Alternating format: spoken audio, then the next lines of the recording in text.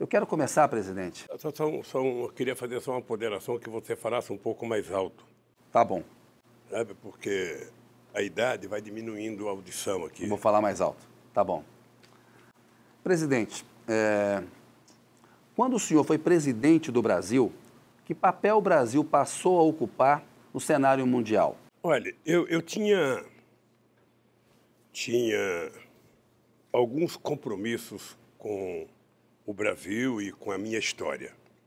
E antes de dizer esse compromisso, eu queria primeiro agradecer a entrevista, dizer que é uma oportunidade extraordinária que você está me dando de poder colocar a verdade nua e crua, sempre desafiando qualquer empresário, qualquer juiz, qualquer promotor a provar qualquer deslize, sabe, da minha conduta ética e moral nesse país, da minha honestidade, e reafirmar que tem um inquérito mentiroso a meu respeito, uma acusação mentirosa e um julgamento mentiroso. E isso eu faço questão, eu tenho uns 20 anos de vida pela frente, de tentar provar a farsa e a montagem que fizeram para poder me colocar aqui.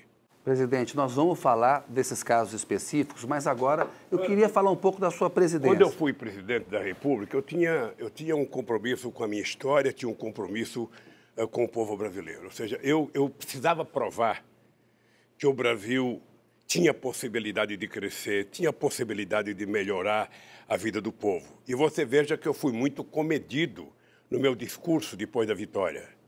Eu disse apenas o seguinte: se ao terminar o meu mandato, cada brasileiro ou brasileira estiver tomando café da manhã, almoçando ou jantando, eu já terei cumprido a tarefa da minha vida.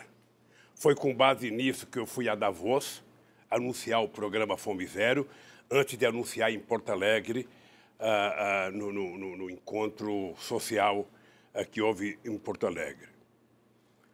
E eu queria provar que os economistas não davam conta de resolver os problemas do Brasil com as discussões teóricas que eles faziam.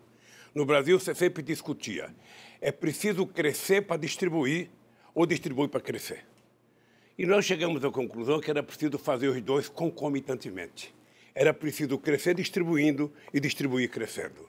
Não dava para fazer as pessoas esperarem, como o meu amigo Delfim Neto dizia: primeiro o bolo vai crescer, quando o bolo crescer, vamos distribuir. O bolo crescia, alguém comia e o povo ficava esperando, meu caro. E nós, então, resolvemos fazer isso. Eu também tinha como objetivo mudar a geopolítica internacional, fazer com que o Brasil passasse a ser protagonista da política internacional. Eu já contei com a ajuda de muita gente, eu tive a ajuda de muitos presidentes.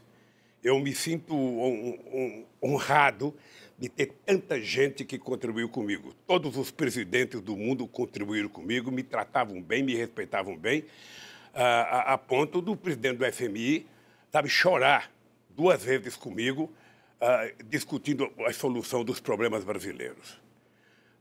E eu, quando deixei a presidência, eu tenho muito orgulho, porque o Brasil virou protagonista. Eu fui o único presidente do Brasil a participar de todas as reuniões do G8, menos a feita em São Francisco, convidada pelo Bush, que foi a segunda. E eu fui um dos artífices da criação do G20 para discutir a crise de 2008. Então, o Brasil virou protagonista, o Brasil passou a ser respeitado, o Brasil passou a ser levado em conta, os brasileiros que viajavam tinham orgulho de viajar com o passaporte brasileiro, e o Brasil estava propenso a se transformar na 5ª economia do mundo. Presidente, então como é que o senhor descreveria a forma como o Brasil e o senhor foram tratados de um momento em que o senhor deixou a presidência com popularidade alta, o Brasil parecia um poder, modelo emergente, de poder emergente? Vamos levar em conta uma coisa que eu digo para tentar fazer as pessoas entenderem o que aconteceu em 2014 com a Dilma, que é um pouco parecido do que aconteceu em 2009 com o Fernando Henrique Cardoso, com uma diferença. O Fernando Henrique Cardoso tinha o Temer na presidência da Câmara, tentando ajudar a aprovar as reformas, e a Dilma ganhou de presente o Eduardo Cunha, que trabalhava para não aprovar nada, para tentar fazer as chamadas, como é que fala? As propostas bombas. Pautas bombas. A pautas bombas. A Dilma mandava desonerar esse copo e vinha não apenas o copo, a garrafa, o bar, a esquina, a rua, ou seja, na verdade, trabalharam para prejudicar a presidenta Dilma. Essa foi a diferença básica. A segunda coisa, é importante lembrar que a Dilma, em 2012, tinha 75% de aprovação.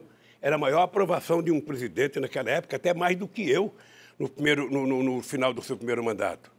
Ora, então a Dilma, ela estava bem. Quando é que as coisas se desarranjaram? Eu acho que houve um descuido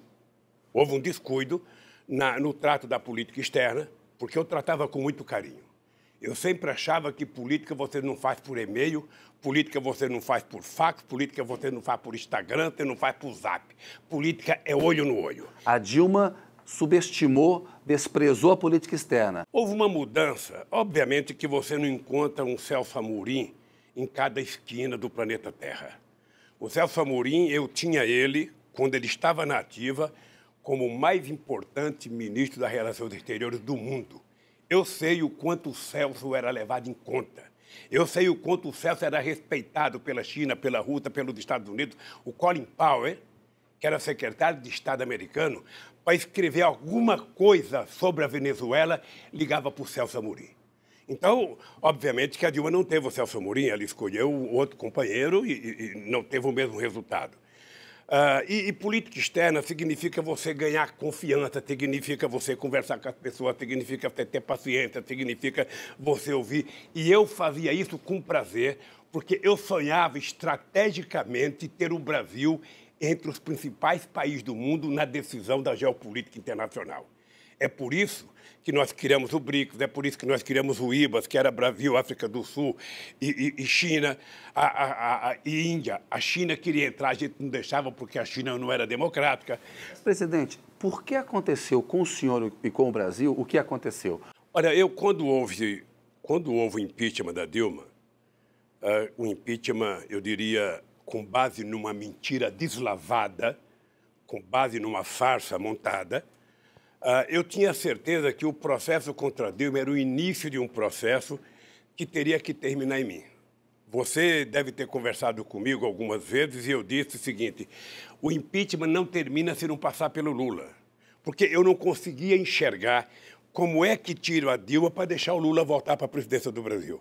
E por que tinha que tirar o Lula? Olha, porque eu penso que no Brasil nós temos um problema, eu diria, psicológico coletivo na elite brasileira, que é não suportar a ascensão das camadas mais pobres do Brasil.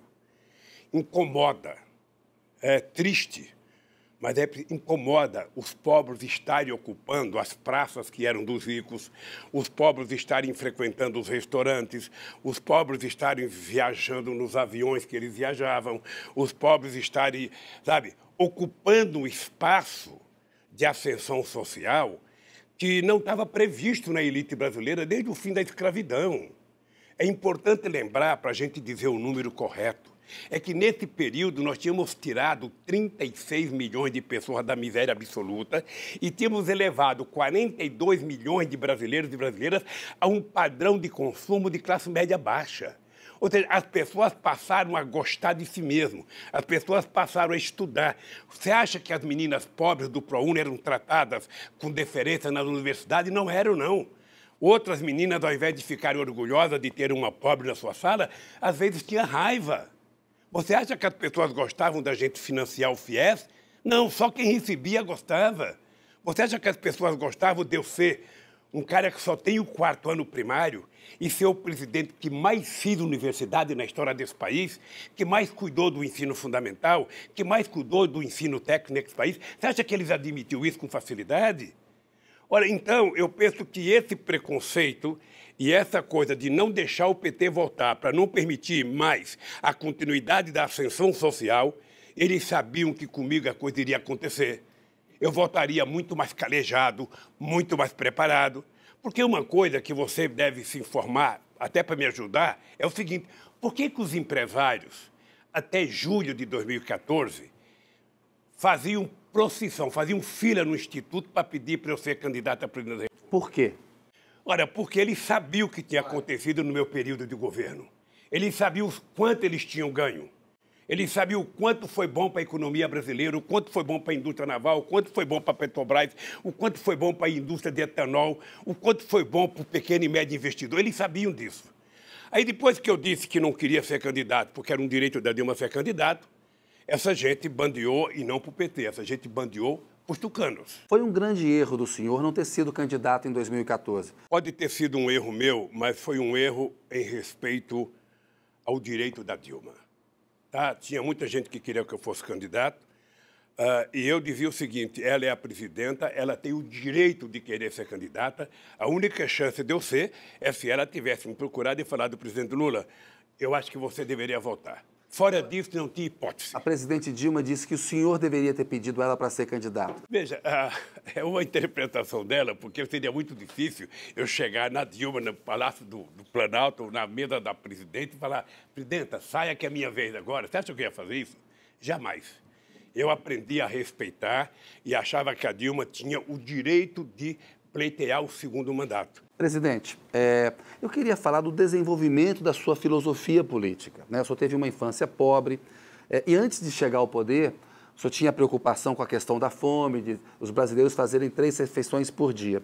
Olha, aí é importante lembrar o seguinte: eu não gostava de política até 1978.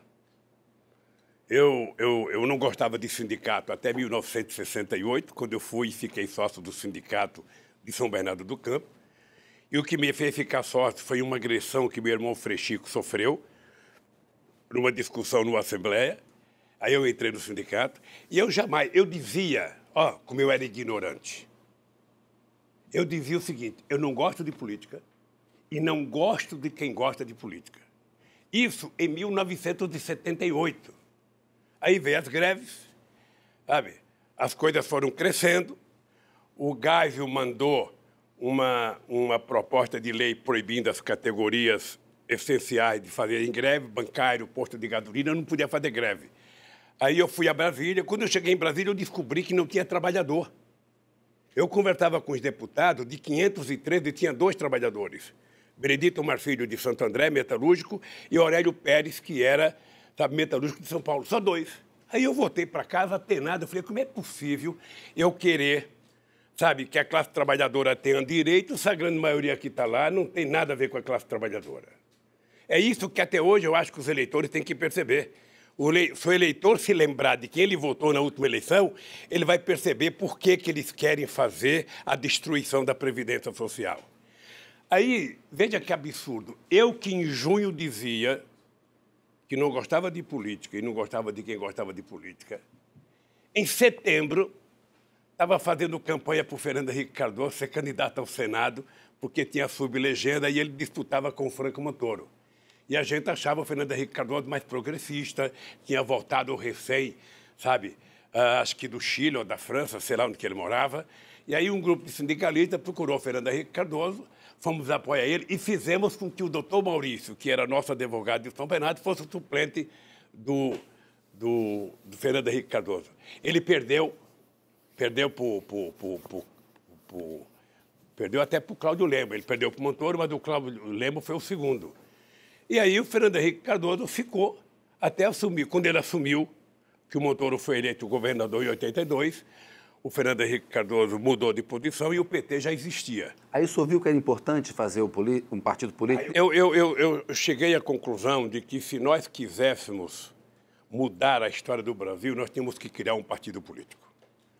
Criar um partido político em que a classe trabalhadora dirigisse esse partido político, em que a classe trabalhadora, junto com outras pessoas, fizessem o programa desse partido. E aí foi importante porque a gente juntou não apenas o que tinha de melhor no movimento sindical, a gente juntou o que tinha de melhor na esquerda brasileira, o que tinha de melhor na intelectualidade, o que tinha de melhor na igreja, progressiva, sobretudo com o pessoal da Teologia da Libertação.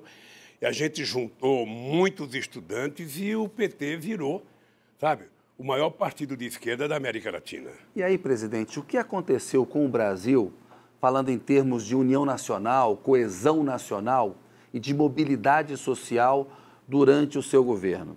Olha, eu duvido, eu não conheço que tenha tido na história do Brasil um governo mais plural do que o meu e mais participativo do ponto de vista da democracia. Eu tinha muitos ministros que não tinham nada a ver com o PT, muitos ministros, figuras importantes como Celso Amorim não era do PT. Da elite.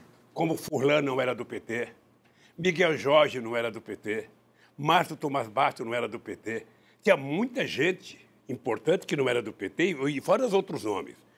Ou seja, o que eu tinha preocupação? Eu não tinha sido eleito para governar para o PT, eu tinha sido eleito para governar para a sociedade brasileira.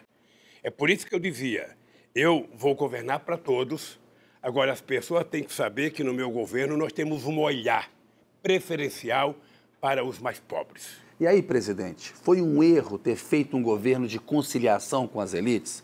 Eu não acho que eu fiz um governo de conciliação. Na verdade... O senhor disse que todo mundo ganhou. Isso é bom. Só não pode todo mundo ganhar no jogo de futebol, porque aí um tem que ganhar ou no mínimo empata. Mas veja, eu tinha um país esfacelado. Vamos lembrar, quando eu cheguei na eleição, na presidência da República, o Brasil era desacreditado a nível internacional. O Malan, todo ano, ia pedir dinheiro para fazer o fechamento do caixa. O Brasil devia ao FMI. O Brasil não tinha dinheiro para financiar as suas exportações. E o Brasil tinha uma dívida com o FMI. O que nós fizemos? Nós reconquistamos a credibilidade. O Brasil saiu de 60 bilhões de exportação para 480 bilhões de exportação.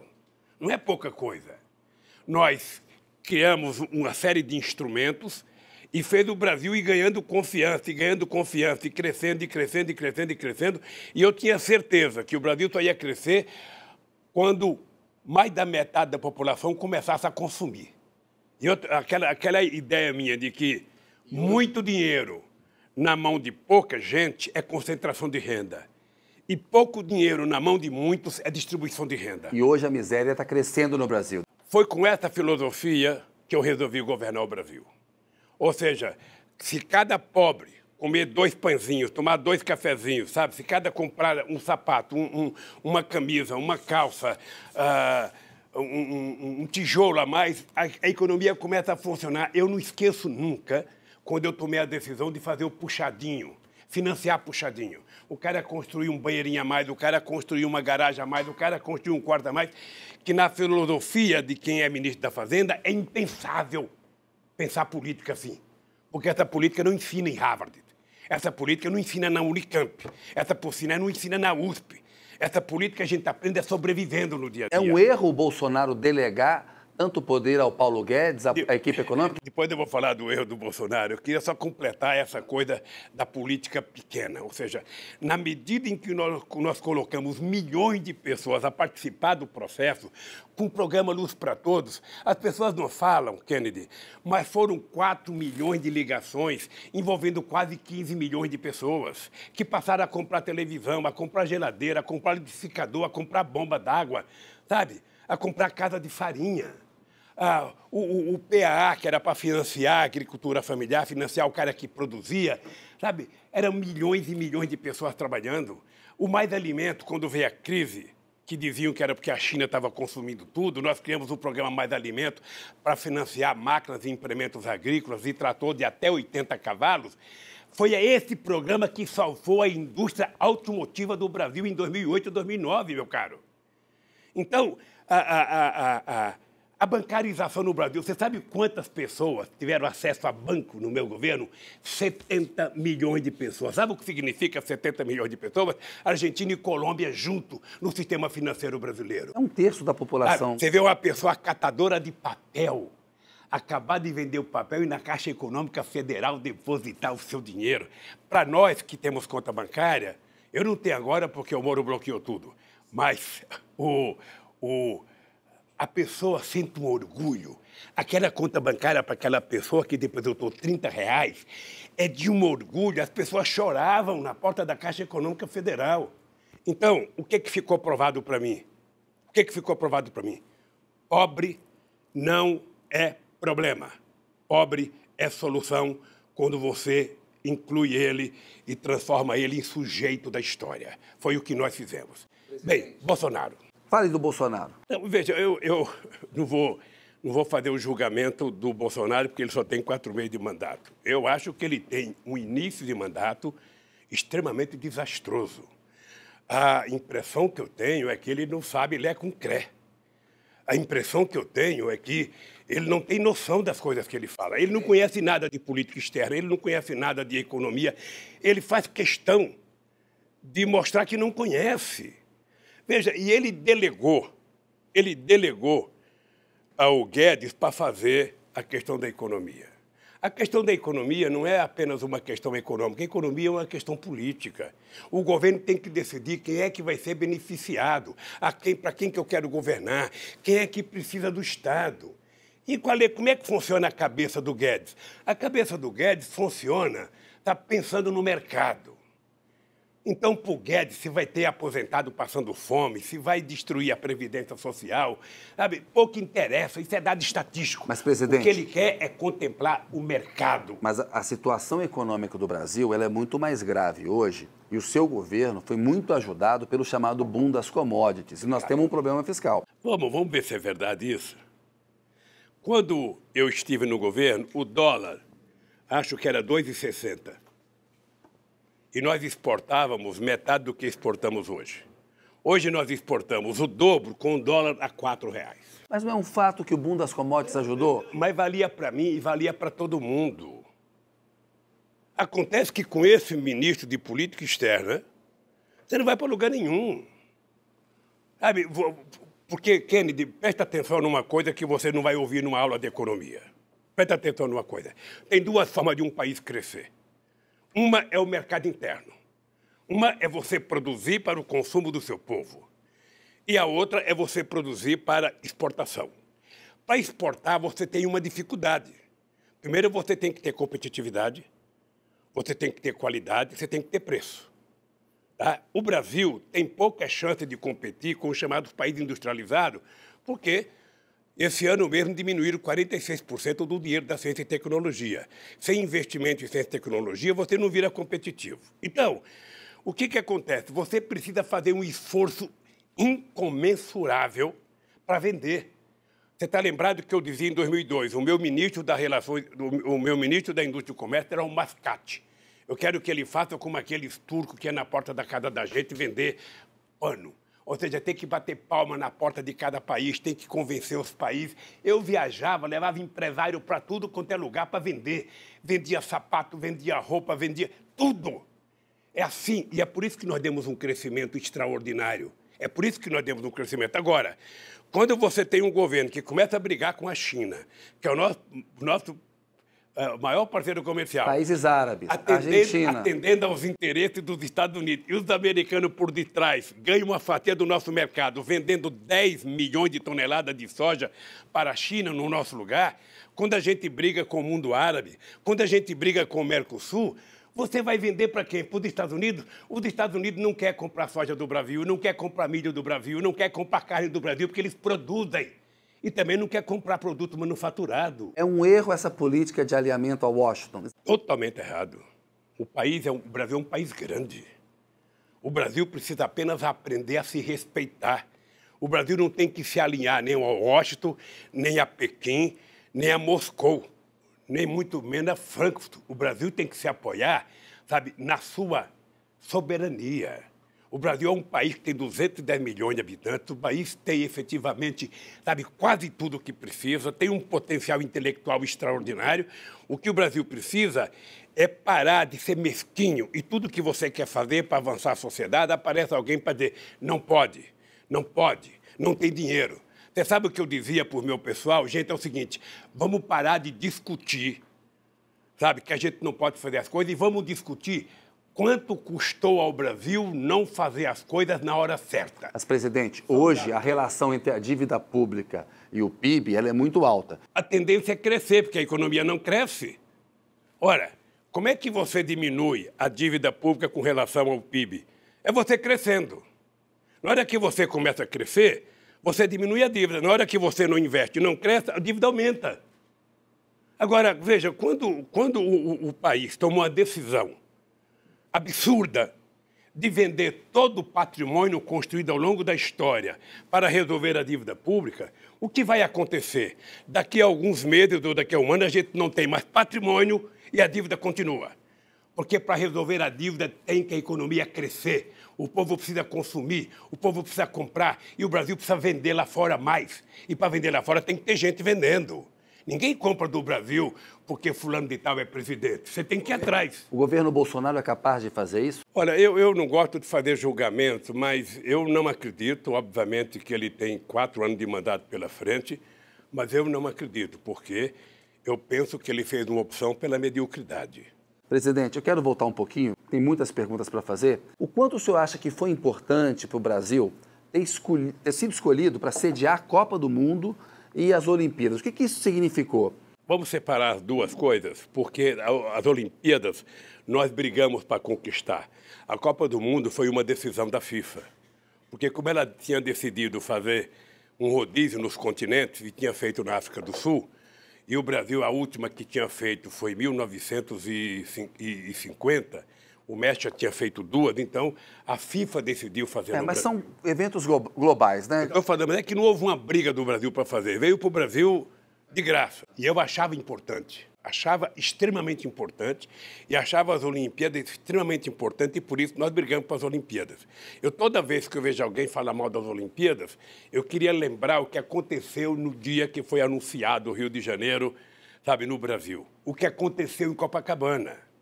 Porque para o povo do Rio de Janeiro foi a festa mais extraordinária, foi no dia que a gente conquistou as Olimpíadas.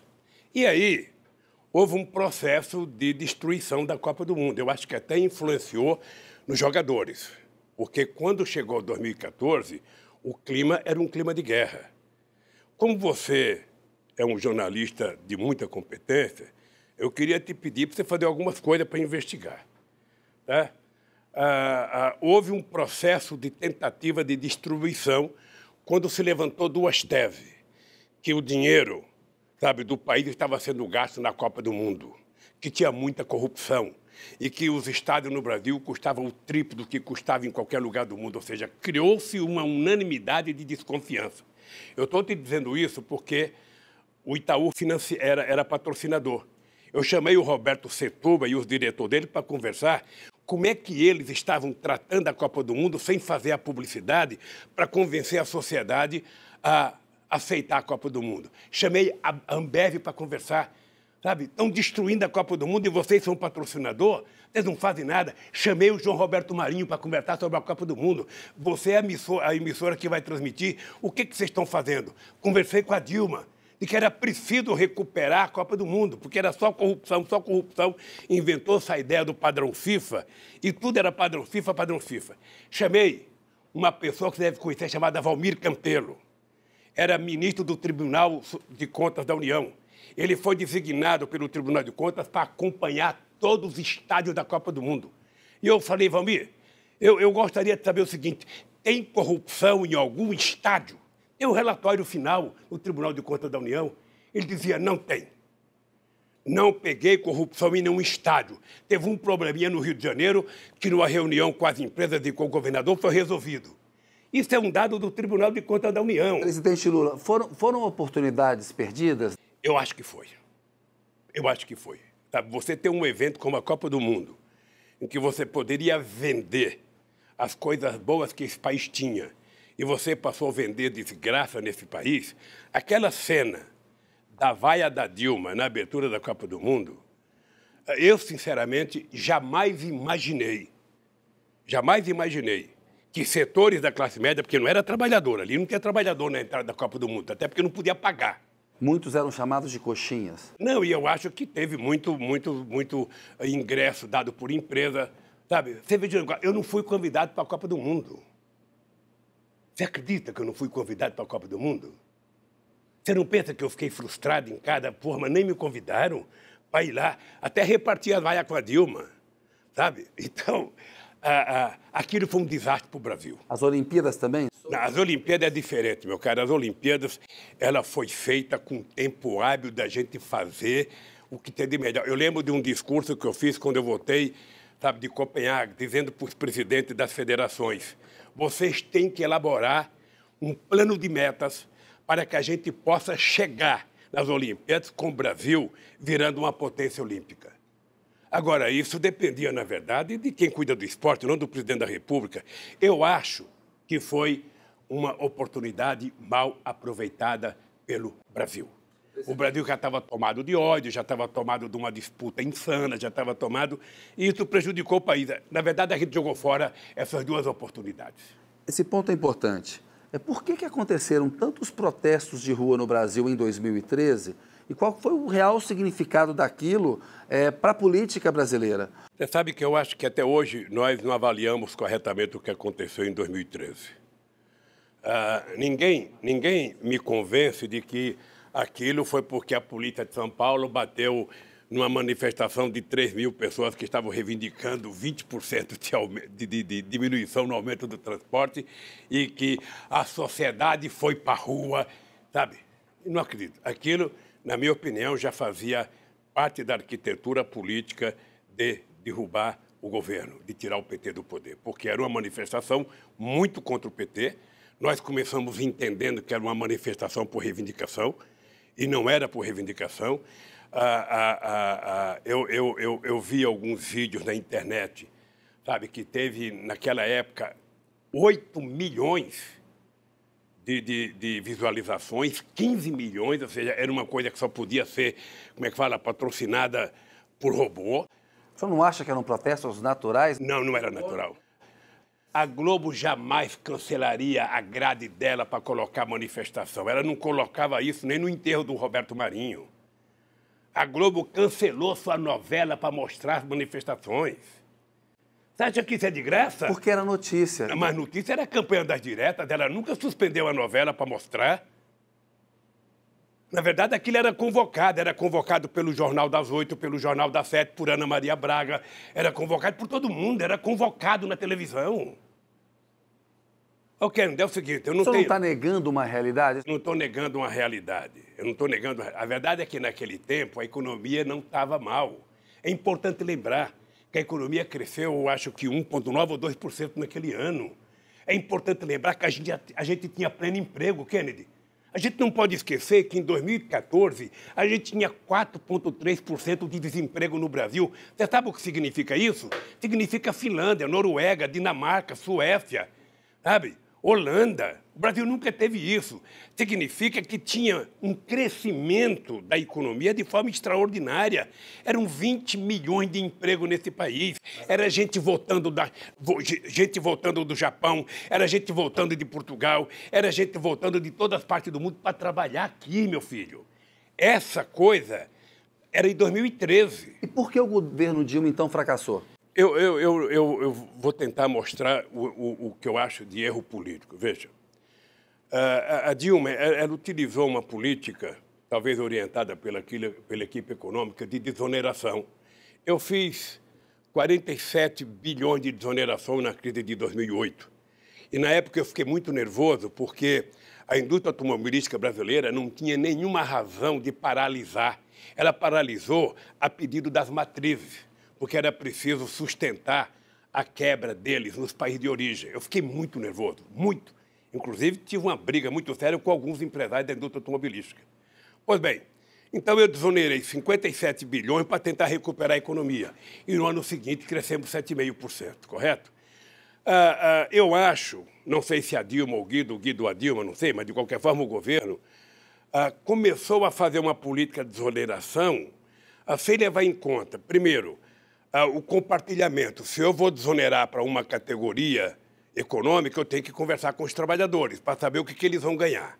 Segundo, eu tenho que desonerar por um prazo determinado. Eu não posso desonerar para sempre. Eu tenho que utilizar aquilo, sabe, como se fosse o chuveiro da minha casa. Eu abro para tirar o sabão e depois eu fecho. Eu vou controlando aquilo.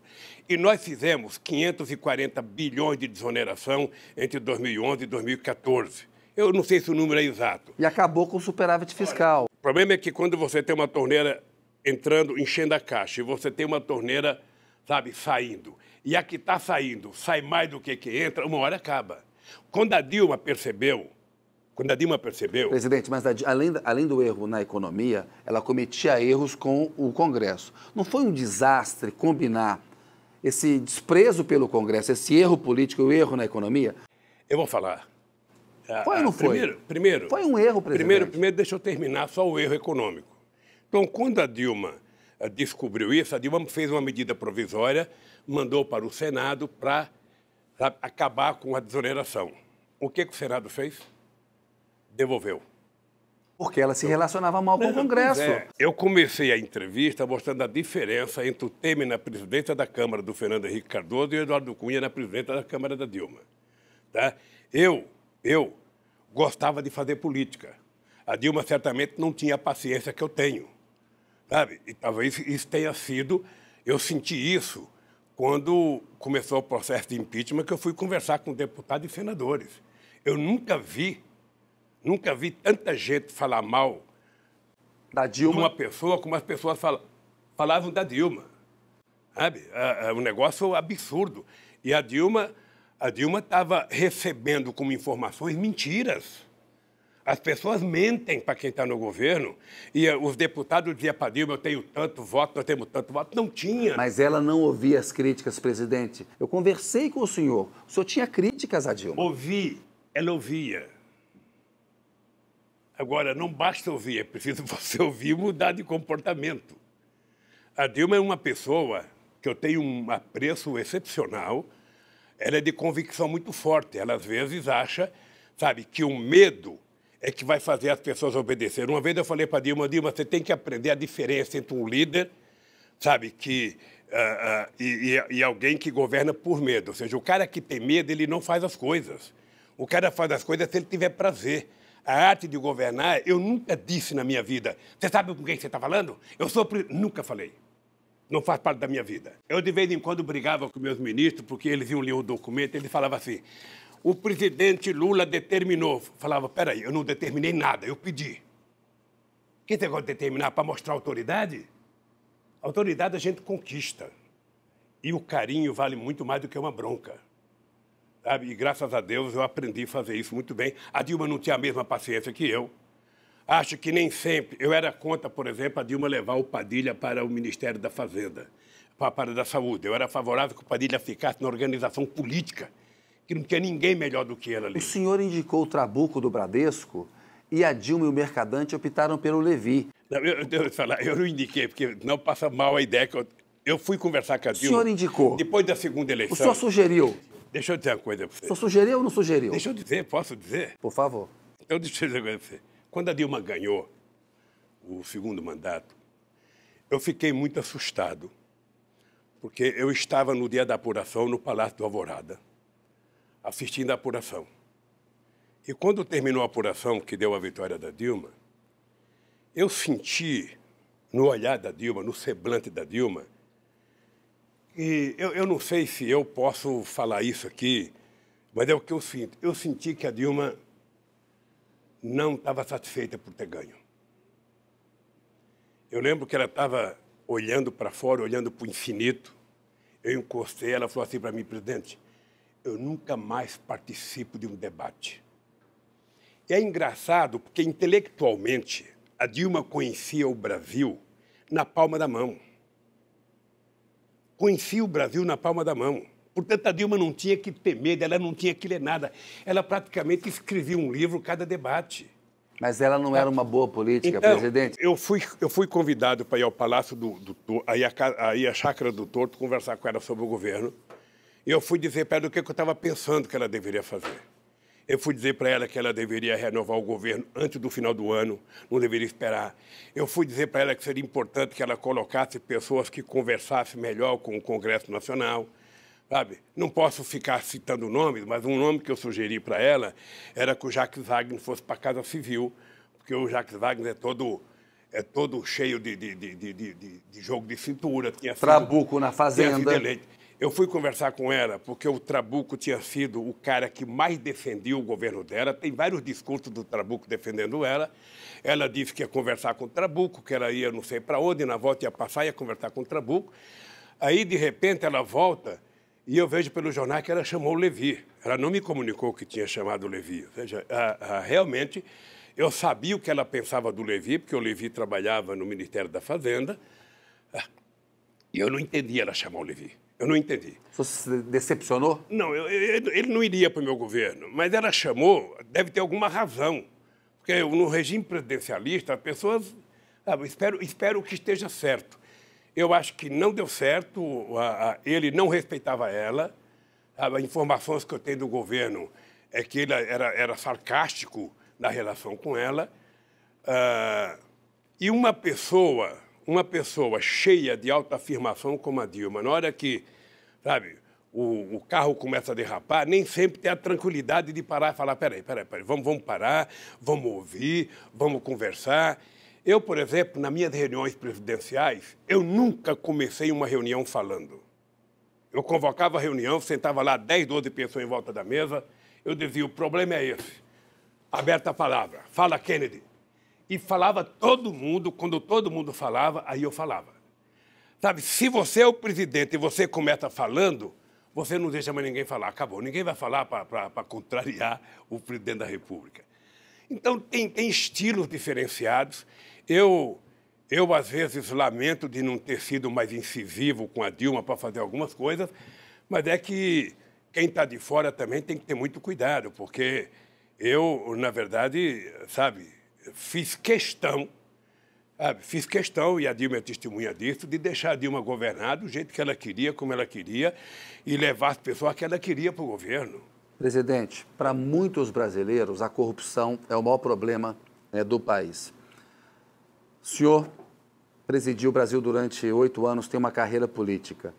Qual que é o peso real da corrupção para impedir o progresso do Brasil? Eu acho que a corrupção tem um peso, mas não é o peso a ponto de atrapalhar o crescimento da economia no Brasil. Sabe, o que atrapalha o crescimento da economia do Brasil é que o Brasil nunca pensou efetivamente em se desenvolver. O Brasil se contentou em ser o que é, um país para 35 milhões e o restante que seja número estatístico. É importante lembrar, no meu governo foi o único momento em que a gente resolveu governar o Brasil para 100% do povo brasileiro.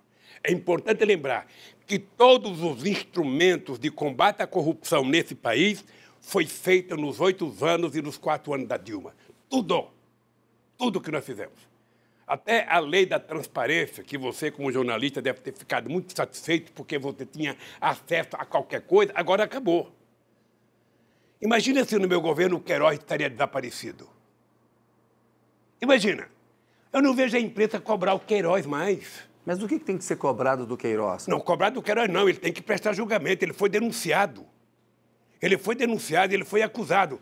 O que eu quero é que esse cidadão seja investigado. O senhor falou que há 2 pesos e 2 medidas em relação ao Queiroz, que é suspeito, né, de montar um esquema ali no qual o filho do presidente Jair Bolsonaro ficaria com parte de salários de deputados. Veja, eu primeiro não digo antecipadamente que o Queiroz é culpado.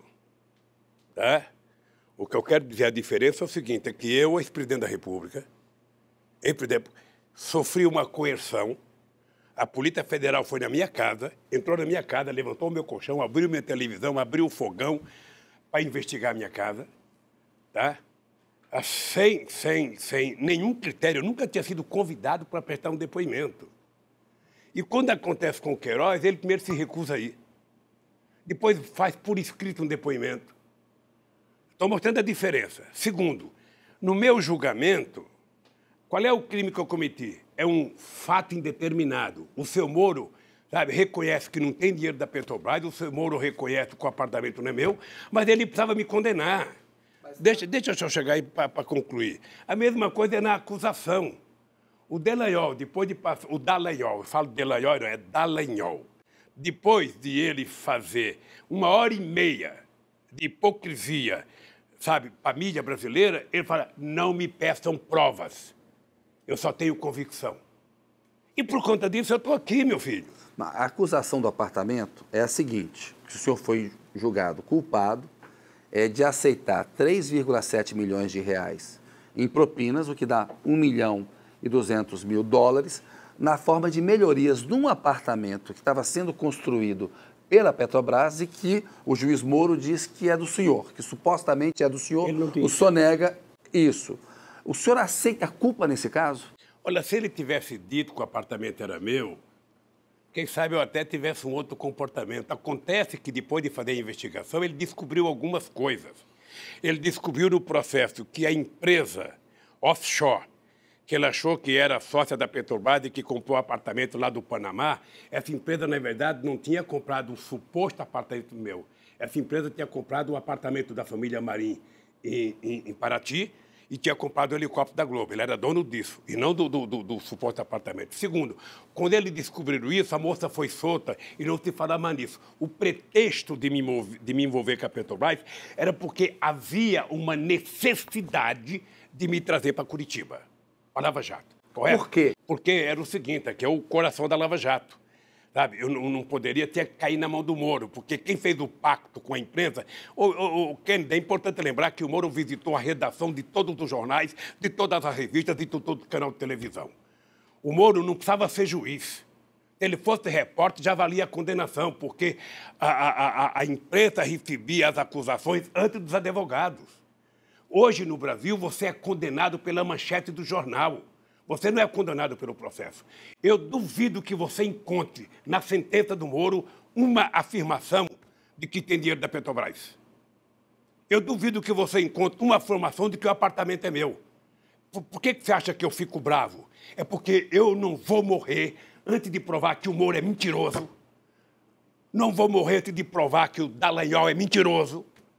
Não vou morrer antes de provar que o inquérito contra mim é mentiroso, que a juíza que deu a sentença mentiu a meu respeito, que o TRF4 mentiu a meu respeito. Por que você acha que eu estou aqui? Por que você acha que eu não troco a minha dignidade pela minha liberdade? Porque de vez em quando a pessoa fala, mas agora eu fui julgado lá, você já tem a tal da detração, você já pode sair. Obviamente que quando meus advogados dizem, Lula, você pode sair, eu vou sair. Só sairei daqui se qualquer coisa que tiver que tomar decisão, não impedir de eu continuar brigando pela minha inocência. A questão da detração, presidente, é um direito que o senhor tem, porque o senhor já teria menos de 8 anos de pena e no regime brasileiro você pode ir para um semiaberto, como não há vagas, o senhor poderia sair para trabalhar durante o dia e voltar para casa. O senhor vai pedir a detração penal? Olha, eu só pedirei o dia que meus advogados, Cristiano e o Batóquio, disse aí para mim, presidente Lula, o senhor pode pedir, que se o senhor pedir, o senhor pode continuar a sua briga pela sua inocência. Os advogados já dizem isso. Os meus advogados não disseram. Hoje vou ter uma reunião com o Cristiano hoje, que eu quero entender bem isso. Tem muita gente dando palpite, mas... Então vamos ser claros aqui. Se os advogados disserem que o senhor pode pedir esse direito, e isso significar que o senhor pode continuar dizendo que é inocente, o senhor vai pedir? Não é só dizendo não. Eu quero continuar provando a minha inocência. Aí eu posso pedir.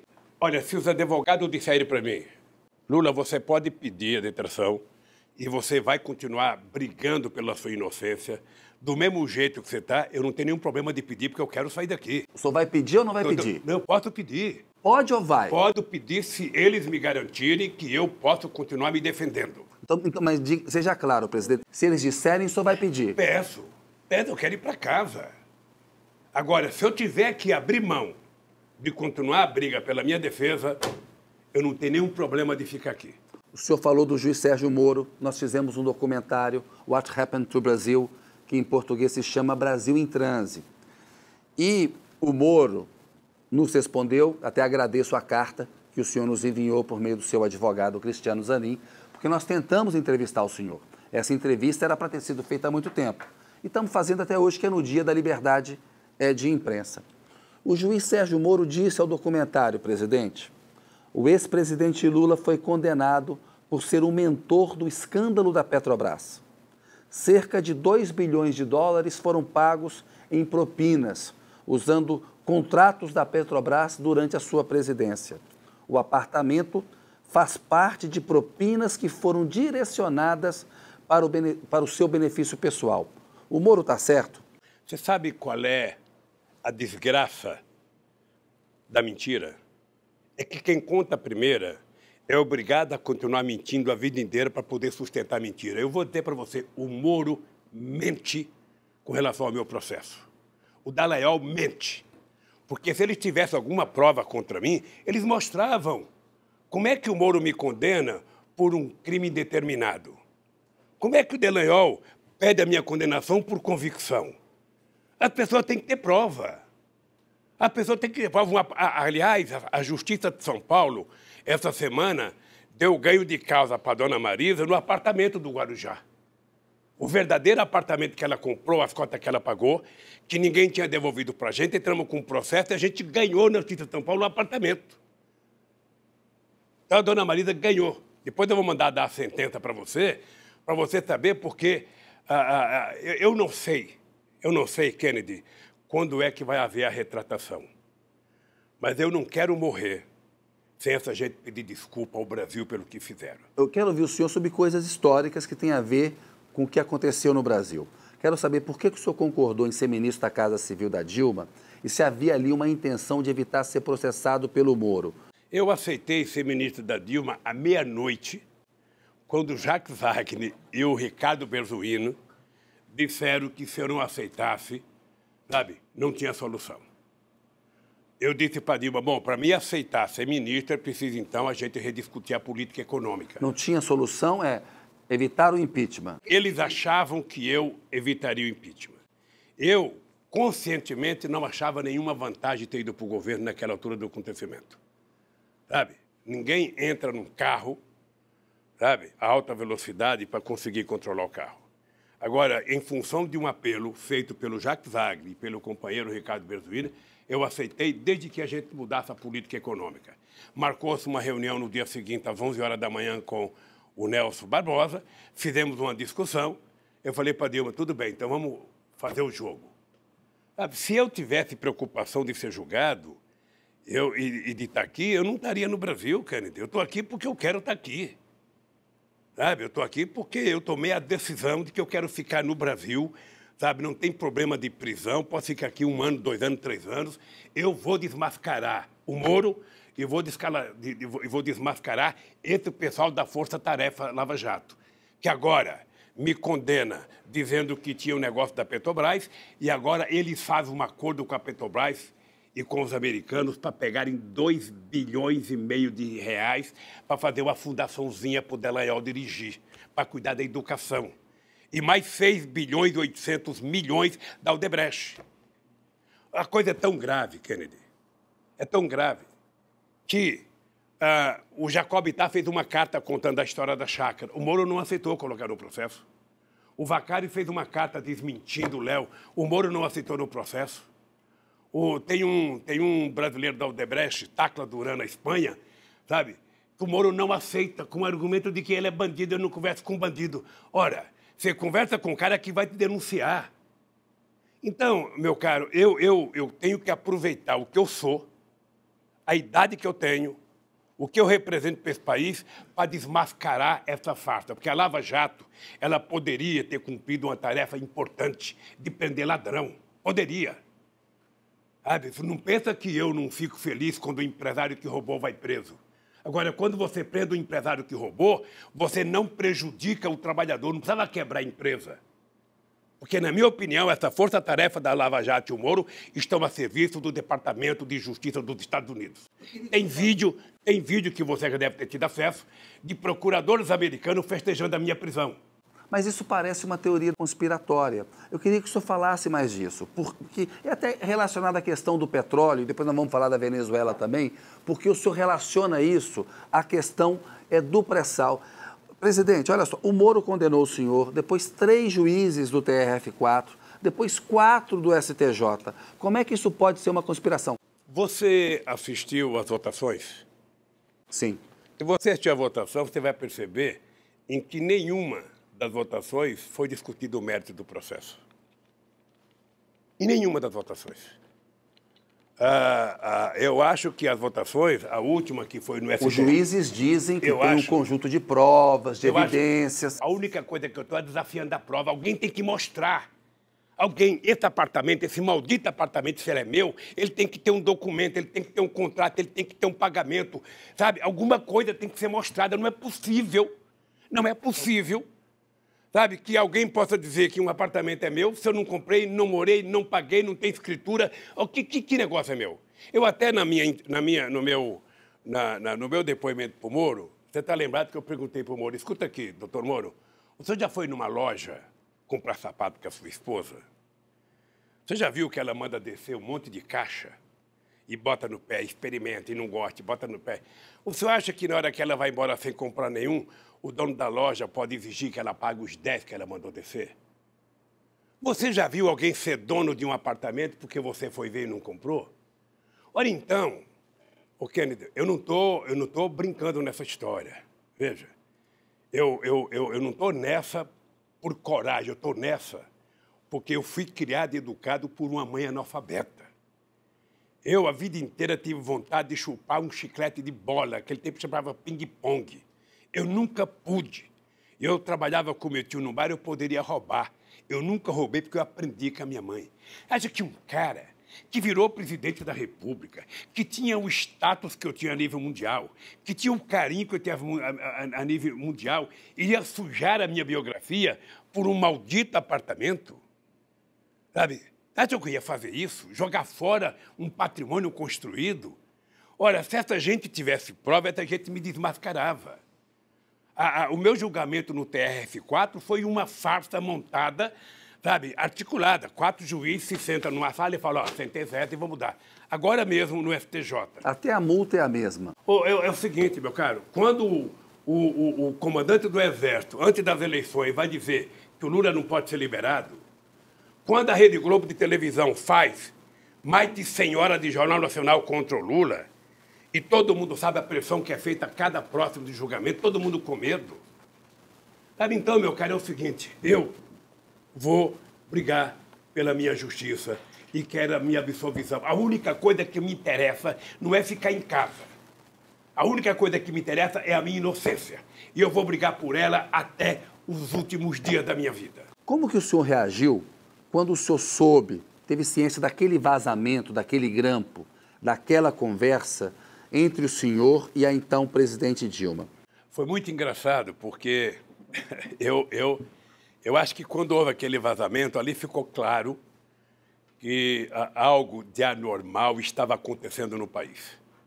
E naquele momento, a Lava Jato tinha aprisionado, sabe, o Congresso Nacional, a Câmara, o Senado e as Cortes Superiores. Estava todo mundo com medo. Tá?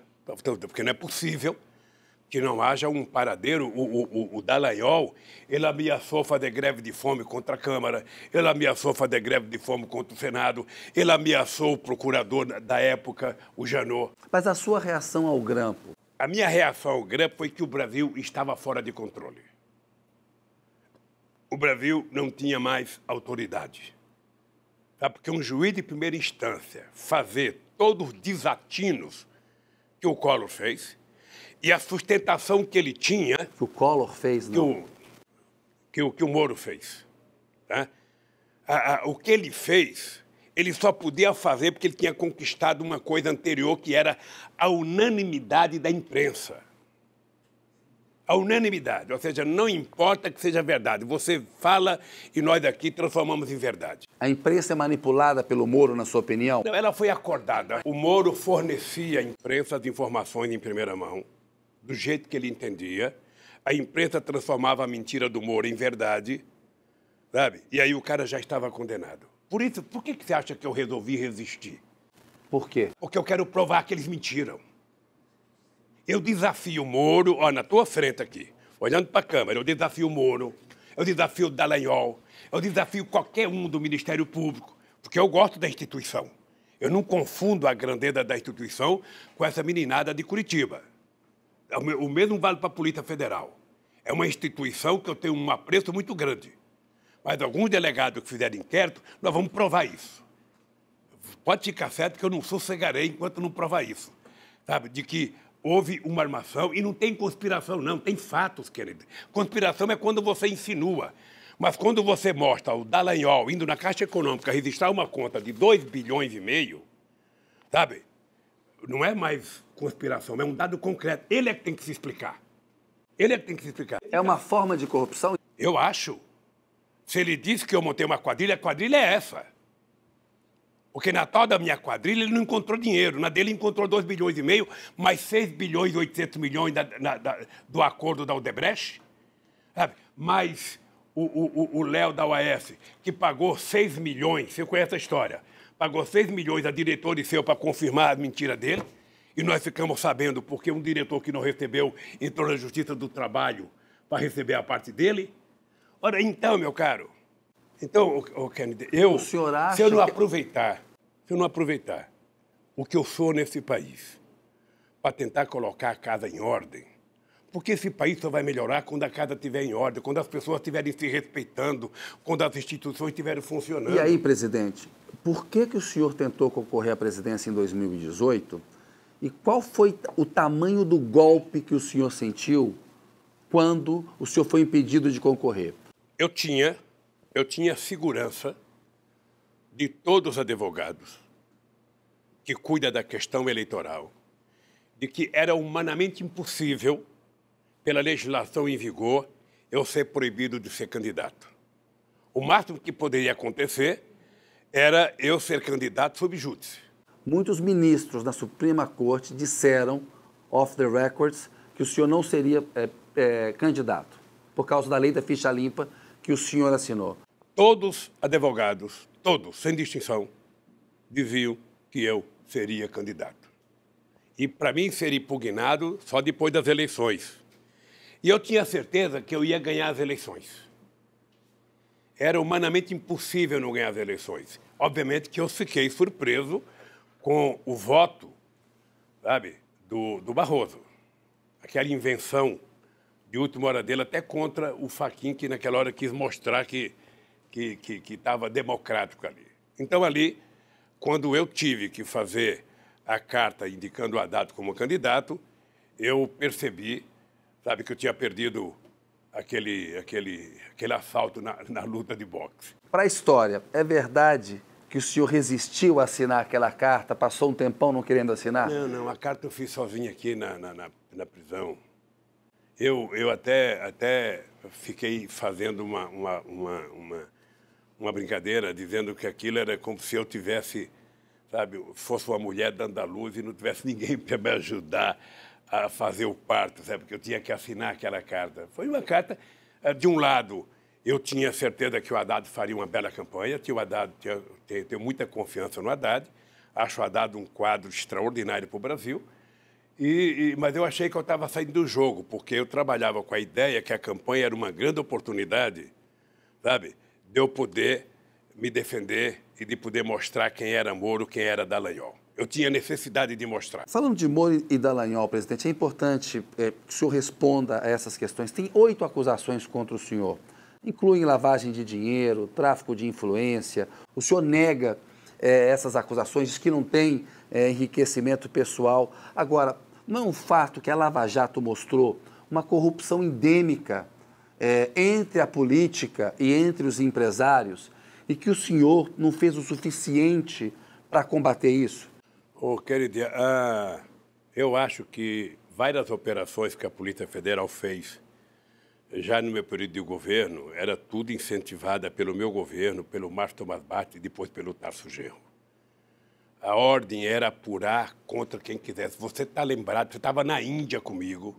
Você estava na Índia, você era jornalista, eu não sei se naquela época da Folha de São Paulo. Folha de São Paulo. Quando eu recebi uma informação que iam na casa do meu irmão Vavá.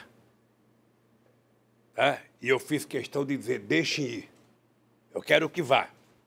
E foram na casa do Vavá porque eu tinha consciência de que meu irmão era um coitado de um trabalhador que jamais teria cometido um delito qualquer. E foram na casa do Vavá.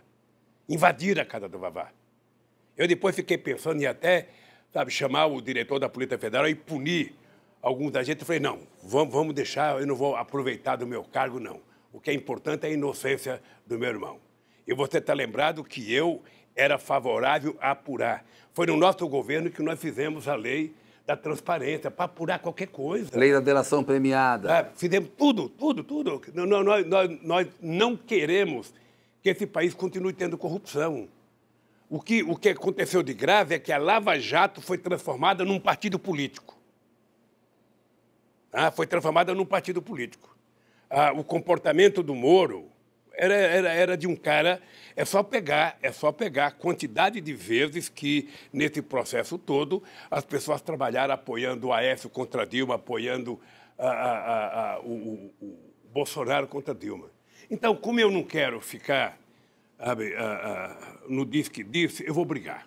Eu quero o seguinte, eu só quero que eles mostrem uma prova. A hora que eles mostrarem uma prova, sabe? Uma prova, não precisa ser duas, uma só. Sabe, que eu cometi um crime, eu me calo. Tem uma discussão criminal e tem uma discussão ética. Na entrevista que o senhor deu à Folha de São Paulo e ao El País, na questão do sítio, o senhor diz que não cometeu crime, mas cometeu um erro de ter frequentado o sítio que alguém pediu que a OAS e a Odebrecht reformassem. Aí o senhor falou, poderia até ser uma discussão ética, né, sobre troca de favores. O senhor admite um erro ético e quem pediu para reformar o sítio? Kennedy, eu disse esse negócio da ética porque primeiro a imprensa começou a dizer que eu tinha uma chácara. Eu dizia que não era minha. A imprensa dizia que eu tinha uma chácara. Aí, quando se apresentou o dono da chácara, se apresentou o chefe administrativo, se apresentou o Fernando Bittar, se apresentou o Jacob Bittar, aí começaram a dizer, bom, a chácara não é dele, mas ele utiliza. Então, eu comecei a ser condenado por ele utilizou. Eu disse, e é a mais pura verdade que eu direi na frente da minha bisneta, de que eu tive conhecimento daquela chácara dia 15 de janeiro, quando eu saí do Guarujá. Foi até motivo de uma briga minha com a Marisa, porque ela queria subir, eu não queria subir. Então, eu fiquei sabendo que o Jacob Bittar tinha pedido para o Fernando comprar aquela chácara, que era para ter um lugar para mim descansar quando quisesse ir, colocar algumas tralhas, sabe, que eu quisesse colocar. Não foi um erro, presidente, ter aceito esses favores da OAS e da Odebrecht? Aí é outra história. Mas não é um erro ético? Aí é outra, pode ter sido um erro. Aí uma outra história que veio a saber depois da reforma. Tá? É um outro erro. Tá? De qualquer forma, como não era minha, e eu podia ter comprado. Sabe, era uma chácara que custou na época R$500 mil, eu poderia ter comprado. Eu poderia ter comprado 2 ou 3 apartamentos daqueles. Você percebe? Então, o que eu quero provar é que, até agora, nenhum inquérito meu, nenhum, e talvez apareça mais, eu duvido, cobro da Polícia Federal, cobro do Ministério Público, cobro, aprovar um indício de alguma coisa. Eu tenho que ter $1 numa conta minha, eu tenho que ter uma conta no banco, eu tenho que ter um cheque, eu tenho que ter alguma coisa. Não dá para ser a delação de um picareta qualquer. Sabe? Porque só delata quem roubou.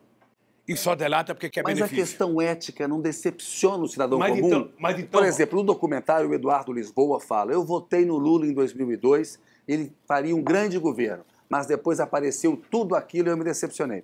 Eu não sei quem é o Eduardo Lisboa. Está no documentário. Mas quero agradecer pelo fato de ele ter votado em mim.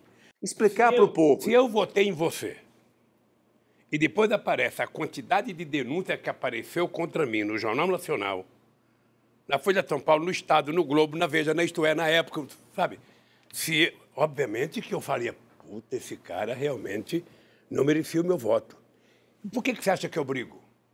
Eu brigo exatamente para recuperar a confiança dessa gente que acreditou nas notícias. Sabe? Eu brigo exatamente por isso. Se o cara quiser falar, Lula, então você não deveria ter ido na chácara, sabe? Poderia ter ido na chácara, mas fui, porque o Jacob Bittar é meu amigo de 45 anos.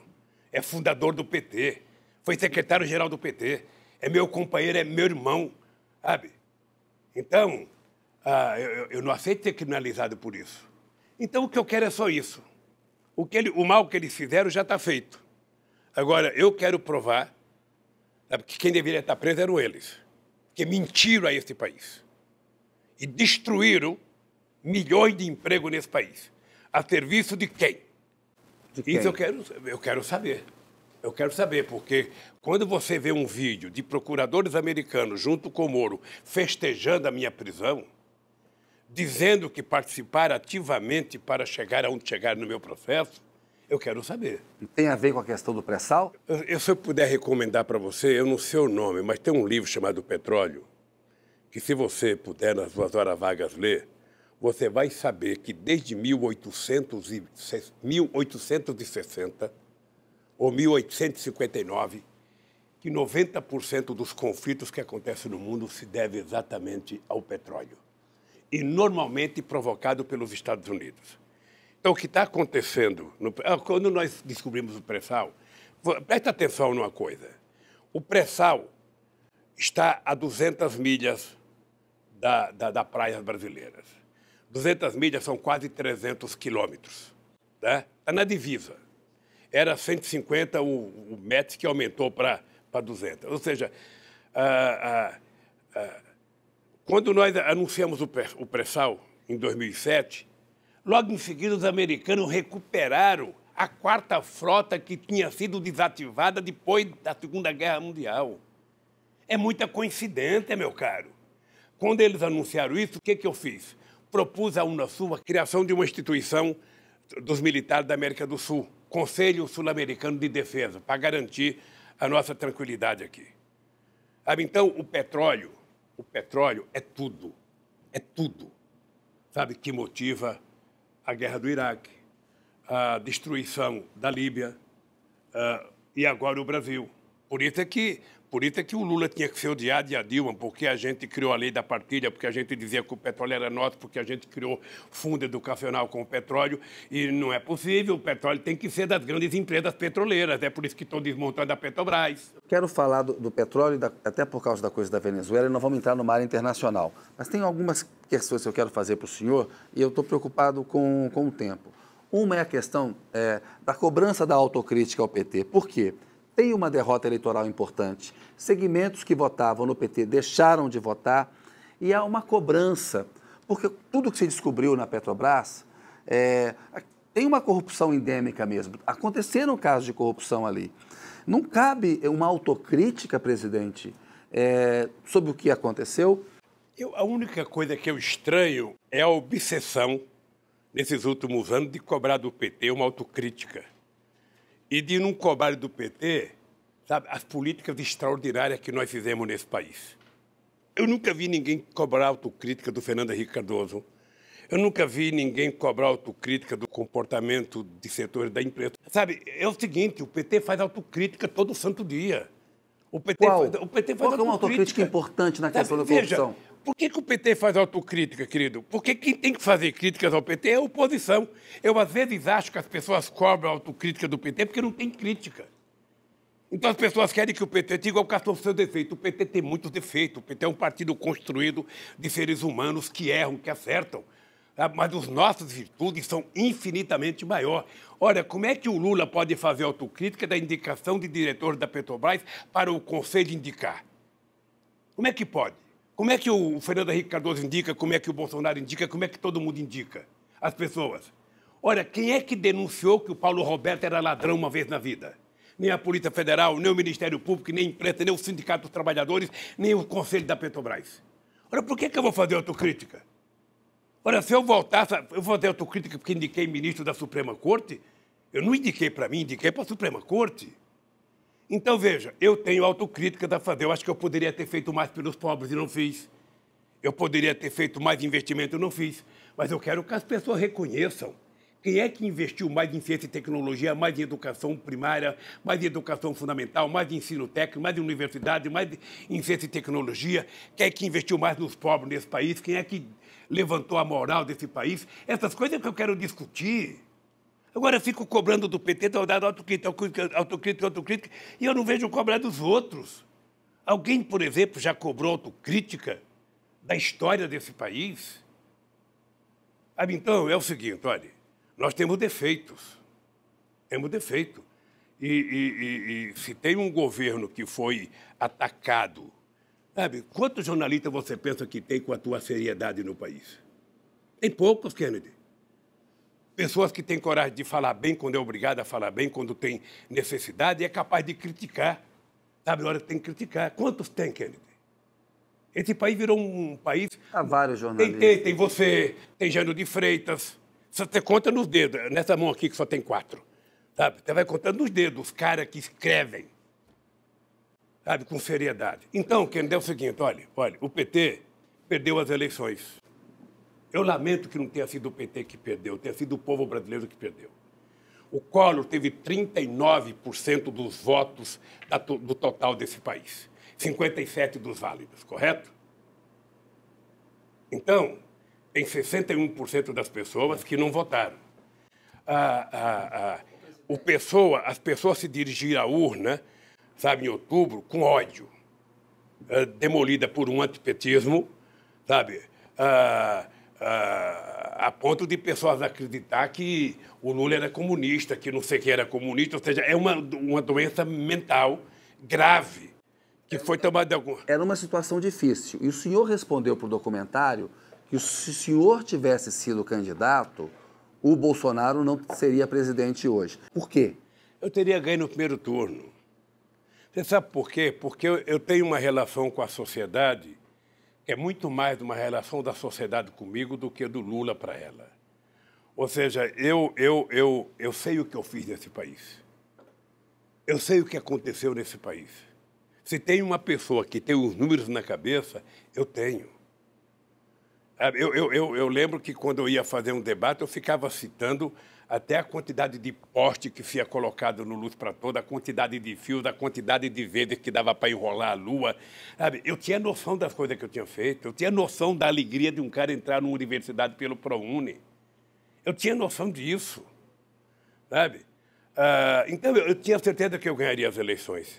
Tinha certeza. Agora, eu não vou ficar chorando leite derramado, correto? Eu agora quero trabalhar para recuperar o prestígio do PT, para recuperar o prestígio da esquerda, para limpar o meu nome e para mostrar, na verdade, quem é, sabe, que cometeu crime nesse país. Vou correr agora um pouquinho na entrevista com o senhor aqui, queria a sua ajuda. Qual foi o peso do episódio da facada para a vitória do Bolsonaro? Olha, eu estranhei aquela facada, estranhei como é que se deu a apuração daquilo, estranhei como é que o segurança protegeram o cara da faca, estranhei a contratação de um advogado, estranhei o isolamento do cara, uma série de coisas que muita gente tem dúvida na sociedade.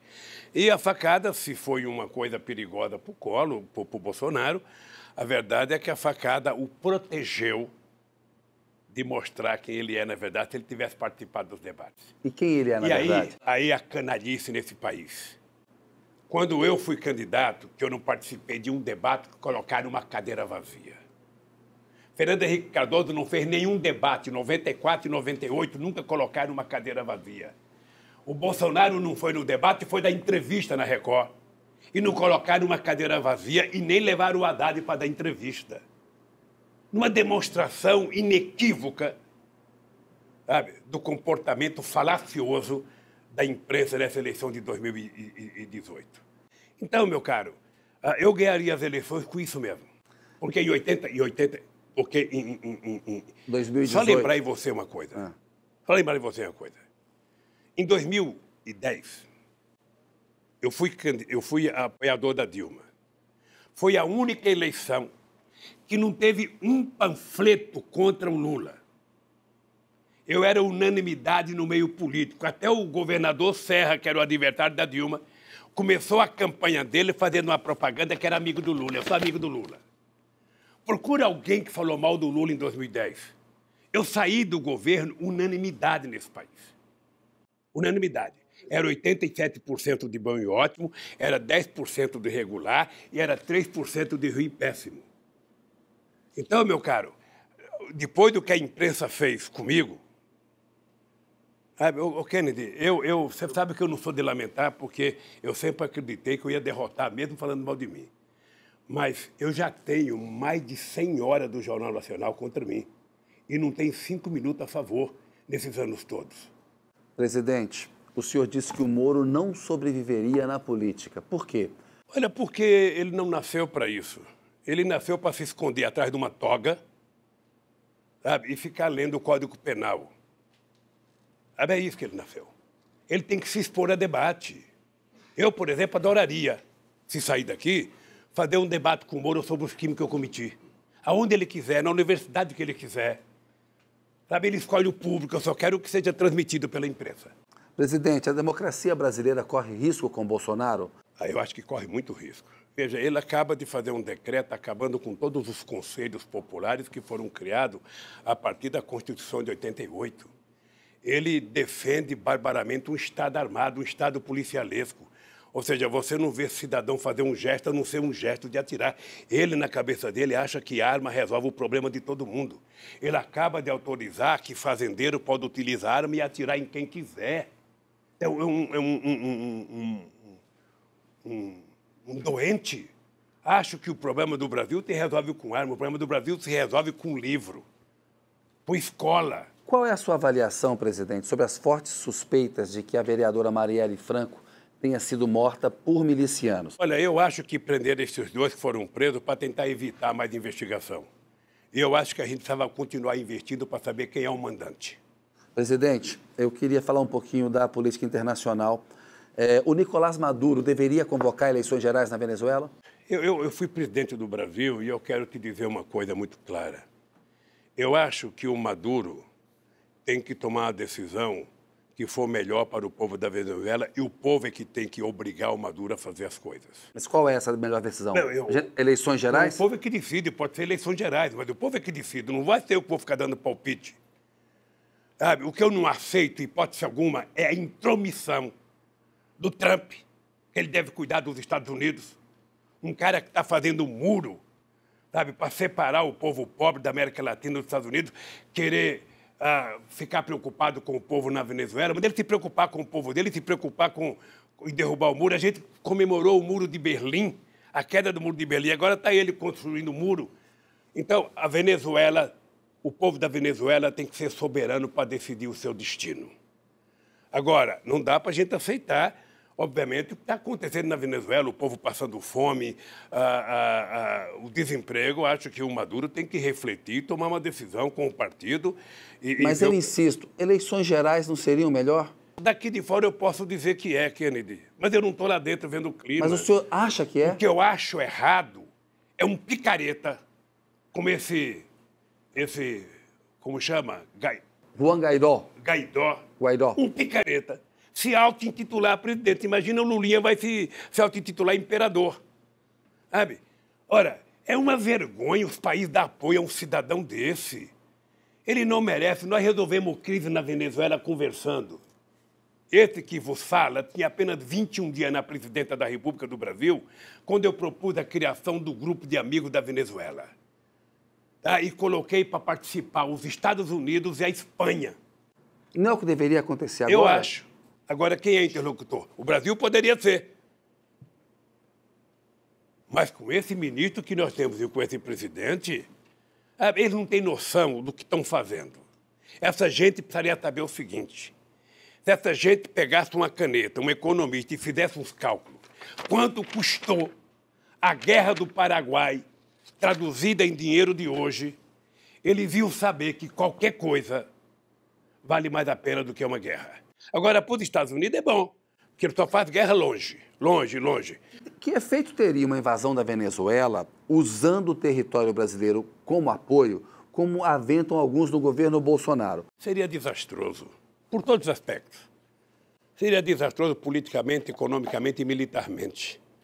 Sabe, o exército brasileiro não está preparado para a guerra. O exército brasileiro está preparado durante muito tempo para procurar inimigos externos. A partir da Constituição... Inimigos internos. Internos. A partir Você falou externos. Não, internos.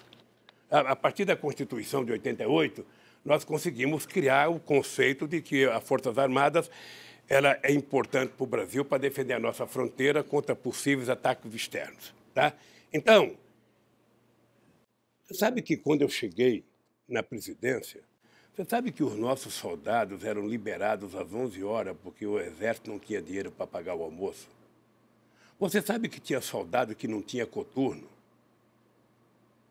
Você sabe... E por que, presidente, o general Vilas Boas fez aquela manifestação no Twitter e quis que o senhor ficasse na cadeia? Tem a ver com a Comissão da Verdade? É bem possível. É bem possível, porque a gente tem duas instituições no mundo, que é a Igreja e que é as Forças Armadas, que não aceitam ser fiscalizadas. Graças a Deus, o Papa Francisco está quebrando esse tabu e está fiscalizando a Igreja Católica. Tá?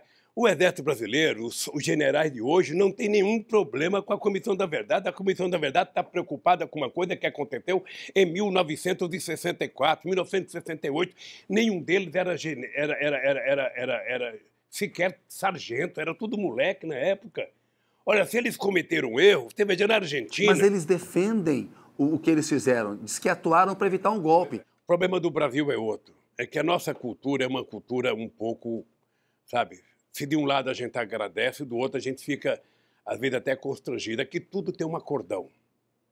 Tá? Pensa num país que não gosta de uma briga, é o Brasil. Tudo. Você pegar a história do Brasil, toda vez que o povo esteve em ascensão, para chegar perto, houve um acordão. Assim foi para a independência do Brasil, assim foi para a aclamação da República, assim foi na eleição de Tancredo Neves, assim foi na Constituinte, assim foi na questão da anistia. Então, é justo que as pessoas que tiveram parentes mortos estejam brigando para saber onde estão os corpos dos seus parentes. E eu não acho justo os militares ficarem escondendo o que o tataravô deles fez. Eu não acho justo. Presidente, o senhor tem uma experiência internacional grande. A gente vê o fenômeno Trump nos Estados Unidos, na Hungria, a extrema-direita está no poder. Eu queria uma análise do senhor sobre as razões para esse fenômeno global, que é o crescimento dessa extrema-direita. Eu não sei se chega a ser um fenômeno, talvez a gente estivesse mal acostumado. Mas vamos pegar o grande fenômeno de 1980, com a eleição do Riga e com a eleição da Margaret Thatcher, que implantaram a chamada globalização. Ali foi uma coisa muito forte. Você tinha o Riga, você tinha a Margaret Thatcher, você tinha o Helmut Kohl, presidente da Alemanha, que aí era uma potência de direita governando o mundo. Olha o que está acontecendo agora. Houve uma evolução dos chamados setores mais progressistas da sociedade em toda a Europa e na América do Sul. Passou-se 10, 15 anos, a direita está voltando. Por quê? Porque certamente nós erramos e porque certamente na Europa, sobretudo, o discurso contra estrangeiros é muito forte, sabe? Sobretudo em momento de crise. Eu notei uma coisa quando começou a crise de 2008, na primeira reunião que nós fizemos, melhor, a segunda reunião que fizemos em Londres, em que a gente decidia que possivelmente a gente deveria lutar muito fortemente contra o protecionismo e que a gente deveria aproveitar a crise e fazer investimento nos países pobres para que eles pudessem financiar de forma mais barata máquinas para se transformar em países industrializados. Não aconteceu nada disso. O que aconteceu é que houve o protecionismo. Então, as pessoas, os discursos de direita na Europa é contra turco, é contra árabe, é contra africano, é contra gente do Afeganistão. É uma loucura, uma obsessão. Estou perdendo meu emprego por causa, sabe, do estrangeiro. Aqui no Brasil, eu era presidente quando começou essa crise. O que eu fiz? Eu legalizei 150 mil bolivianos. Legalizei 150 mil bolivianos, para mostrar o seguinte, não é a imigração que causa problema. Qual é a sua opinião sobre o Brexit, que é a possibilidade de saída do Reino Unido da Europa? Eu não tenho uma opinião formada. Eu, se fosse inglês, não votaria para sair. Por quê? Porque eu acho que vai ser mais difícil para a Inglaterra sobreviver, sabe? Comercialmente é importante. Tanto é verdade que eles agora estão preocupados, sabe? Mas eu acho, Kennedy, que a construção da União Europeia foi uma coisa muito forte para a democracia mundial. A construção da União Europeia foi uma coisa muito forte que deveria servir como exemplo de convivência pacífica na diversidade. Lamentavelmente, tem ajuste que precisa ser feito. E eu acho que a situação da Inglaterra é uma situação delicada internamente. Sabe? Se a Europa começar a criar confusão para produtos de exportação da Inglaterra, vai ser muito ruim. Agora, como eu não estou lá, o que eu estou dando é apenas um palpite. Presidente, vamos correr aqui que estamos quase acabando. Eu quero fazer todas as perguntas para o senhor. Para a esquerda brasileira vencer em 2022, ela precisa se unir para ter mais chance, como a gente viu acontecer agora na Espanha? E aí o Ciro, os setores do MDB, moderados, têm que estar juntos com o PT? Olha, eu tenho a memória histórica porque eu participei de todas as eleições no Brasil até 2006. Eu fui candidato em 89, 94, 98, 2002, 2006. Muitas delas houve vários candidatos da esquerda. O Ciro Gomes saiu candidato 2 vezes quando eu fui candidato. Garotinho saiu candidato. E depois a gente se juntou. Mas para vencer o Bolsonaro, essas forças conservadoras em 2022... O problema do Bolsonaro é que nem ele acreditava. Houve um certo menosprezo à candidatura do Bolsonaro, porque nem ele acreditava. O Bolsonaro já estava contente com 15%. Ele jamais imaginou ter isso, pela figura histórica dele, pela trajetória histórica dele. Então, se tem um cara, sabe, que ganhou sem querer, foi esse homem. Sabe? Ele ninguém acreditava nisso. Eu duvido que tenha um político experiente que acreditasse nisso. Talvez seja isso que tenha feito ele ganhar. A animosidade criada contra a classe política, o PSDB está no poço que estava, e ele ganhou. Tá? Obviamente que a esquerda poderia ter se juntado no segundo turno. Para isso é que nós criamos o segundo turno. Você disputa o primeiro, sabe? Se no primeiro não der, você disputa o segundo turno. É para isso que foi criado o segundo turno. Eu sei disso porque eu participei, briguei muito pelo segundo turno. Agora, sabe, não deu certo. E quem paga o pato é o povo brasileiro. O senhor disse que o ex-presidente Fernando Henrique Cardoso não tem jogado da forma que o nome dele merece. Que gesto concreto o senhor esperaria do Fernando Henrique Cardoso? Veja, é difícil ficar fazendo julgamento de um homem de 86 anos, acho, de idade. Ou seja, eu acho que ele, dessa idade, um cara com 86 anos não tem que ter mais agenda, não tem que ter mais nada, faz o que ele quiser. Ele tem falado mais coisas erradas do que coisas certas. Ele tem contribuído muito mais para agravar a situação do que para arrumar a situação. O que ele deveria dizer? Ele poderia ter influenciado melhor o PSDB, sabe, para que tivesse um candidato mais plausível para disputar as eleições. O senhor sonha em ser candidato à presidência novamente ou o senhor descarta essa possibilidade? Você acha que eu não tenho mais idade para ser presidente? Eu, quando chegar às eleições, eu vou estar com 76 anos de idade.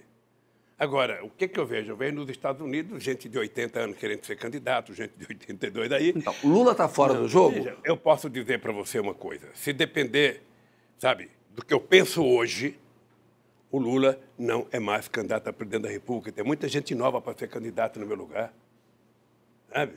Eu não posso ser um candidato, sabe, se eu não tiver 100% de energia, 100% de saúde e disposição. Se eu tiver com uma força que eu estou hoje, parecendo um jovem de 70 com energia de 30, sabe? Quem sabe? Sua saúde está boa, a cabeça está boa? Estou bem. Graças a Deus eu estou bem. Eu estou aqui, eu me preparo. Você sabe que eu sou um cara que leio muito, assisto muita coisa de política, e você sabe que eu tenho uma missão de vida agora. Além de lutar para que o povo brasileiro possa recuperar o direito de ser feliz, sabe, para o povo voltar a sonhar com esse país, eu efetivamente quero provar a minha inocência. A minha questão de fé é provar a minha inocência.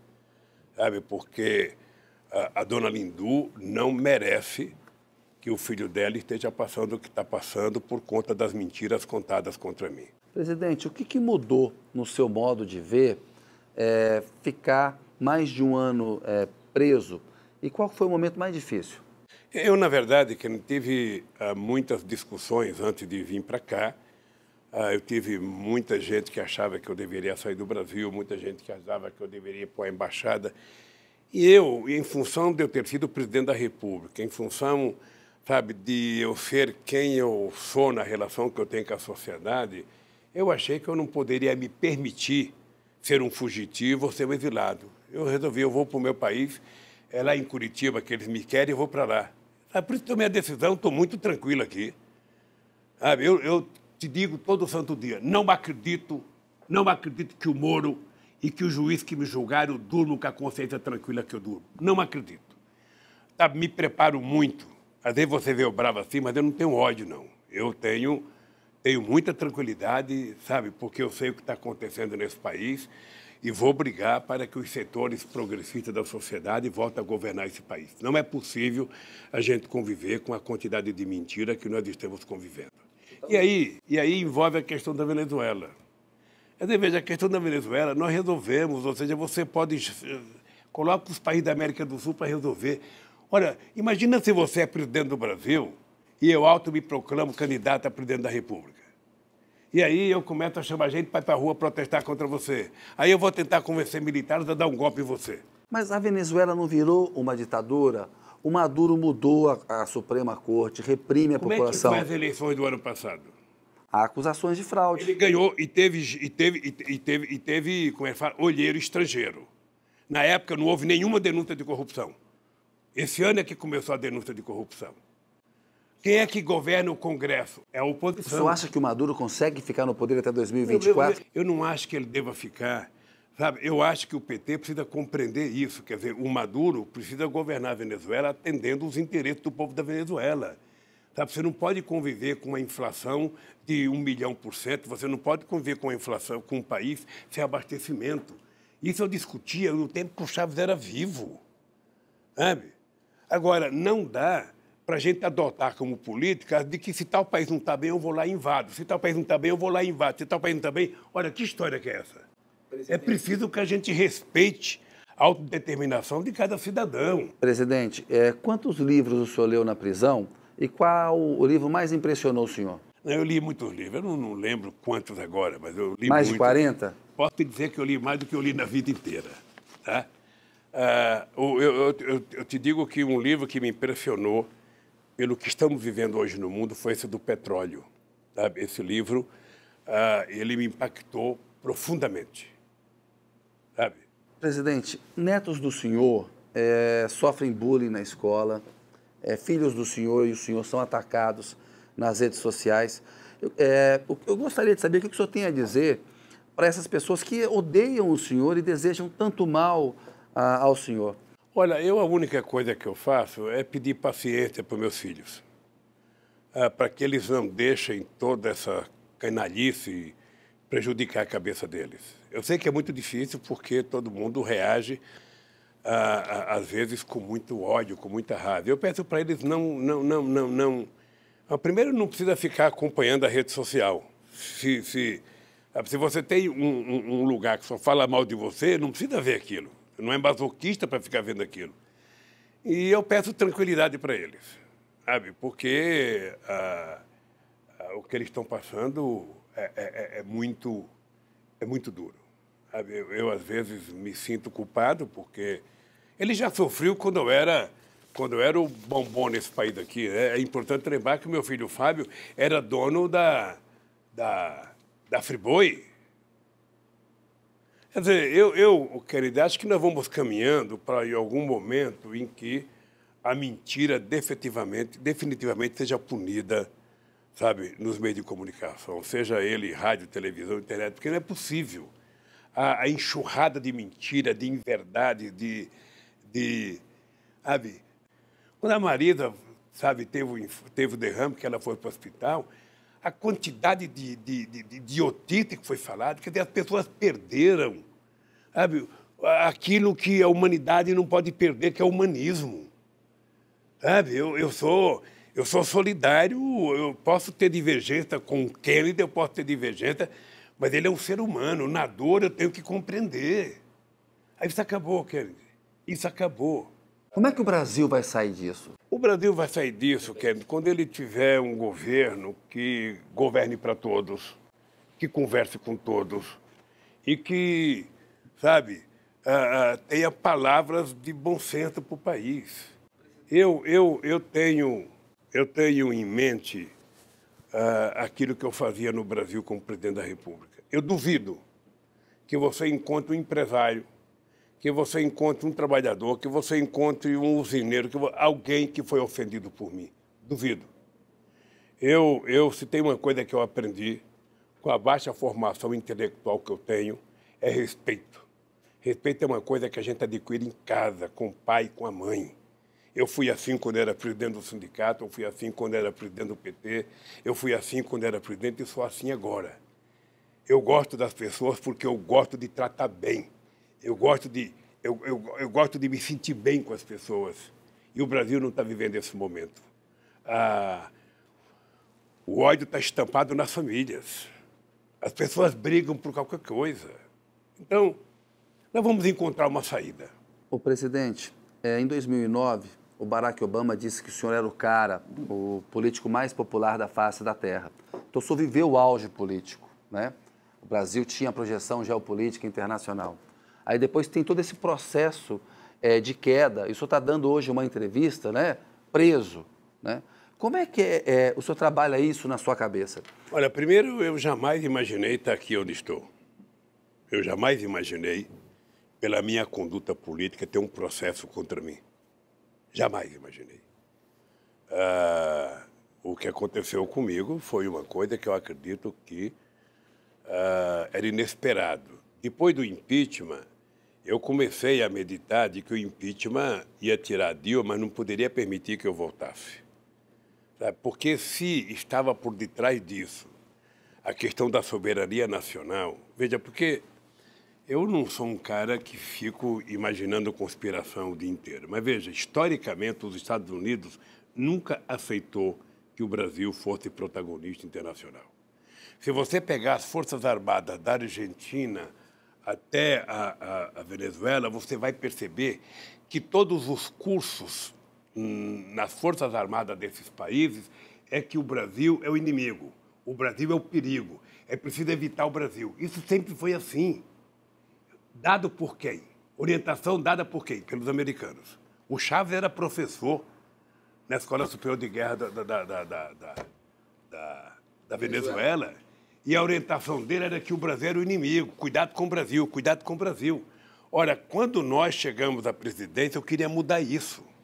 Eu queria que o Brasil fosse visto como um parceiro necessário para ajudar no desenvolvimento desses países. Eu achava que o Brasil tinha que ajudar o desenvolvimento da África pela dívida histórica que o Brasil tem com os africanos. Sabe? Eu achava que era preciso. Por isso fiz tanta viagem, levei tantos empresários. Você está lembrado que eu fui da primeira reunião lá no Congresso Nacional entre o mundo árabe e a América do Sul. E inventaram que era uma coisa contra Israel. Eu não tenho nada contra Israel. Quero que o povo de Israel viva a sua vida e quero que eles deixem os palestinos viver a vida deles. Então, Kennedy, eu acho que isso incomodou muito, sobretudo esse governo americano que está aí. Incomodou porque o Brasil vira protagonista, o Brasil se mete em tudo, o Brasil quer resolver problema de paz da Bolívia. Eles nunca gostaram do Brasil porque quando a Bolívia e o Brasil fizeram o começo da guerra pelo território do Acre, os americanos estavam no Rio Acre com um navio defendendo a Bolívia, não era defendendo o Brasil. Sabe? Então é aquele negócio de Maquiavel, dividir para reinar. Sabe? Colocar todos contra o Brasil. E aí quando pega um presidente medíocre como o nosso, sabe, que deveria pegar um telefone, deveria fazer uma viagem à Venezuela, ter conversado, tentado ajudar a encontrar uma solução. Sabe? Não, fica instigando, sabe? O senhor disse que o vice-presidente Mourão é o maior inimigo do Bolsonaro e o Bolsonaro tem uma relação ruim com o Congresso. O Bolsonaro corre risco de sofrer um impeachment? Olha, eu não sou obrigado a ter opinião sobre tudo, né? Porque, sabe, quem tem opinião sobre tudo e dá opinião, às vezes comete um erro imenso. Eu acho que o povo brasileiro elegeu o Bolsonaro, não importa o jeito que faz as eleições. Tá? Eu só espero que o povo fique atento para exigir dele a governança em benefício do Brasil. Quando eu me preocupo, por exemplo, com a soberania nacional, Kennedy, eu me preocupo não é apenas com as fronteiras do Brasil, sabe? A fronteira seca e a fronteira marítima. Eu me preocupo é com o que tem de riqueza nesse país, desde o ecossistema, a biodiversidade, as riquezas minerais, a qualidade de vida do povo, a educação do povo. É isso que a gente tem que se preocupar. Isso faz parte do patrimônio soberano de uma nação. Então, se o Brasil quiser ser respeitado, o Brasil precisa cuidar de si. Não é com discurso, é com prática. Então, o seu Bolsonaro, ao invés de ficar, sabe, falando bobagem, ele deveria falar o seguinte: eu vou terminar esse mandato aqui sendo melhor do que o Lula, eu vou fazer mais universidade, eu vou investir mais em ciência e tecnologia, eu vou colocar mais criança na escola, eu vou fazer mais casa. Era isso que deveria disputar. Mas ele está cortando o dinheiro das universidades. Está cortando da universidade, está cortando de ciência e tecnologia. E agora vai cortar, não, agora vamos estuprar o povo brasileiro tirando 1 trilhão. Mas não é importante fazer a reforma da Previdência? O senhor fez. Depende que reforma. Você tem que ter uma discussão séria com a sociedade brasileira. Tá? Então vamos dizer o seguinte: quanto é que custa as Forças Armadas para a aposentadoria nesse país? Quanto é que custa o setor público federal? E aí você começa a mexer, porque o que não pode é pegar os velhinhos que trabalham e que pagaram para pagar o preço. Mas não é importante ter uma idade Não, mínima? é importante fazer uma discussão, é importante ter idade, tudo é importante. Tudo é Ter importante. idade mínima é importante. Tudo é importante se você fizer uma discussão séria com a sociedade. E quem é a sociedade? Os trabalhadores que pagam. Você quer mudar o sistema do setor público? Reúne o pessoal para discutir. Obviamente que vários setores não pagam aquilo que recebem. Então, é preciso discutir. Você está lembrado que eu fiz a primeira reforma no setor público. Pois é, mas agora o Brasil tem um problema fiscal, presidente. Que não tem é que por fazer a conta reforma disso. da Previdência. Eu vou lhe falar, é por conta do desemprego. Em 2014, a Previdência era superavitária. O que quero dizer? É só você pegar os dados. Sabe, Alguns economistas discordam. Não é uma questão de economista, é uma questão de numerologia, é só pegar os números. A Previdência brasileira era superavitária em 2014. Era superavitária. Na medida que começa a decair o crescimento econômico, cai o consumo, que é tudo, obviamente, que vai ficando, aumentando a dívida. Eu acho que a cada geração tem que se preparar a Previdência para a próxima geração. Mas que reforma da Previdência deveria ser feita? Eu não vou dizer que reforma tem que ser feita. Eu vou dizer o seguinte, o governo quer fazer uma reforma, ele chama as centrais sindicais, que são legítimos representantes dos trabalhadores, chama os aposentados, chama os empresários e senta numa mesa. Aí vamos colocar a realidade para discutir. É isso, você fazer uma coisa que não precisa ser dolorida. Você não pode discutir reforma da Previdência para resolver a crise. Você discute a reforma da Previdência para discutir a melhoria dos aposentados. Porque o que eles estão fazendo não é reforma, é estupro. É destruição. É demolição. O senhor chamou o Bolsonaro de um bando de malucos, mas não tem método, não tem estratégia? Eles não têm. Ele corre atrás do filho para apagar um incêndio todo dia, sabe? Eu, sinceramente, não sei como é que funciona a família. Como eu não conheço, eu não vou ficar dando palpite, mas o que se apresenta publicamente é um negócio incontrolável. Obviamente que, pelo bem do Brasil, eu espero que ela aprenda. Você não governa um país desse com frase de efeito. Não fica... mesmo porque eu e o Mourão dormimos juntos, estamos que nem um casal. Eu e o Maia dormimos juntos. Tá louco? Não dá para arrumar outra metáfora? Dormimos juntos, estamos de bem já, estamos felizes agora. Sabe? Tem que falar para o povo alguma coisa que o povo possa ter esperança. O povo brasileiro está precisando de esperança. Está precisando de alguém que diga, gente, como é que nós vamos resolver o problema do crescimento econômico? Como é que nós vamos resolver o problema do emprego? Como é que nós vamos resolver o problema do crescimento econômico? É isso, Ken, é isso. Eu tenho uma solução simples, ou seja, não haverá crescimento nesse país se você não incluir o povo pobre no orçamento da União. Ou ele volta a ser agente e sujeito da história, ou nós não temos jeito. Sabe? As pessoas que estavam incomodadas porque os aeroportos estavam virando uma rodoviária, agora devem estar com saudade, porque os aeroportos estão vazios. Sabe? Então, e depois é o seguinte, o Bolsonaro ganhou as eleições, acabou as eleições, ele precisa parar, sabe, de governar por seus milicianos, precisa governar para o povo brasileiro. Governar por seus milicianos? Porque tudo que faz aparece miliciano para cá, miliciano para lá, miliciano não sei aonde, miliciano não sei aonde, miliciano arruma emprego. Eu vejo nos jornais. Presidente, o que o senhor tem a dizer aos seus apoiadores que fazem uma vigília aqui em frente por 391 dias? Olha, eu não tenho palavras para agradecer essa gente. Não tenho palavra porque eu jamais imaginei que isso fosse acontecer.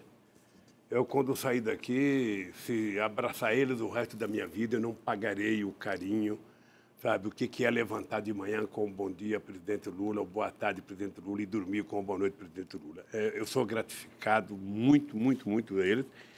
E peço a Deus que, sabe, eu saia logo para eles poderem ficar tranquilos para cada deles dormir. No mais, Kennedy, eu estou vendo a pressa da entrevista, eu só queria te dizer o seguinte, olha, Queria fazer outras mais com o senhor, fazer um documentário. Eu sou um homem que estou muito tranquilo com a minha consciência. Você me conhece há muitos anos. Sabe? Você sabe do respeito que eu tenho por você como jornalista. E eu sou um homem muito tranquilo. Eu tenho muita consciência do que está acontecendo no Brasil. Eu tenho consciência do que eu fiz nesse país. Sabe? E é muito difícil a elite brasileira aceitar que tenha sido eu a ter feito o que fiz nesse país. Sabe? O país nunca viveu um momento tão extraordinário como viveu no meu governo, inclusive de autoestima. E ser acusado da forma que eu fui, sabe?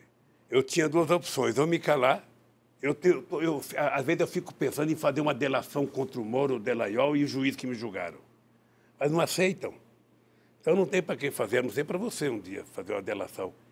Sabe? Então eu só tenho eu mesmo, esse povo maravilhoso que está aí fora, para provar a minha inocência. Quando eu provar a minha inocência, eu posso morrer tranquilo. Espero que os meus advogados, sabe, cuide dessa questão da tal da detração, sem abrir mão da minha defesa, porque se eu tiver que abrir mão, eu morrerei aqui dentro. Presidente, muito obrigado aí pela sua entrevista. Obrigado a você, Kennedy. Desculpa por não responder tudo que você queria saber. Quando quiser, fazemos outros. Obrigado.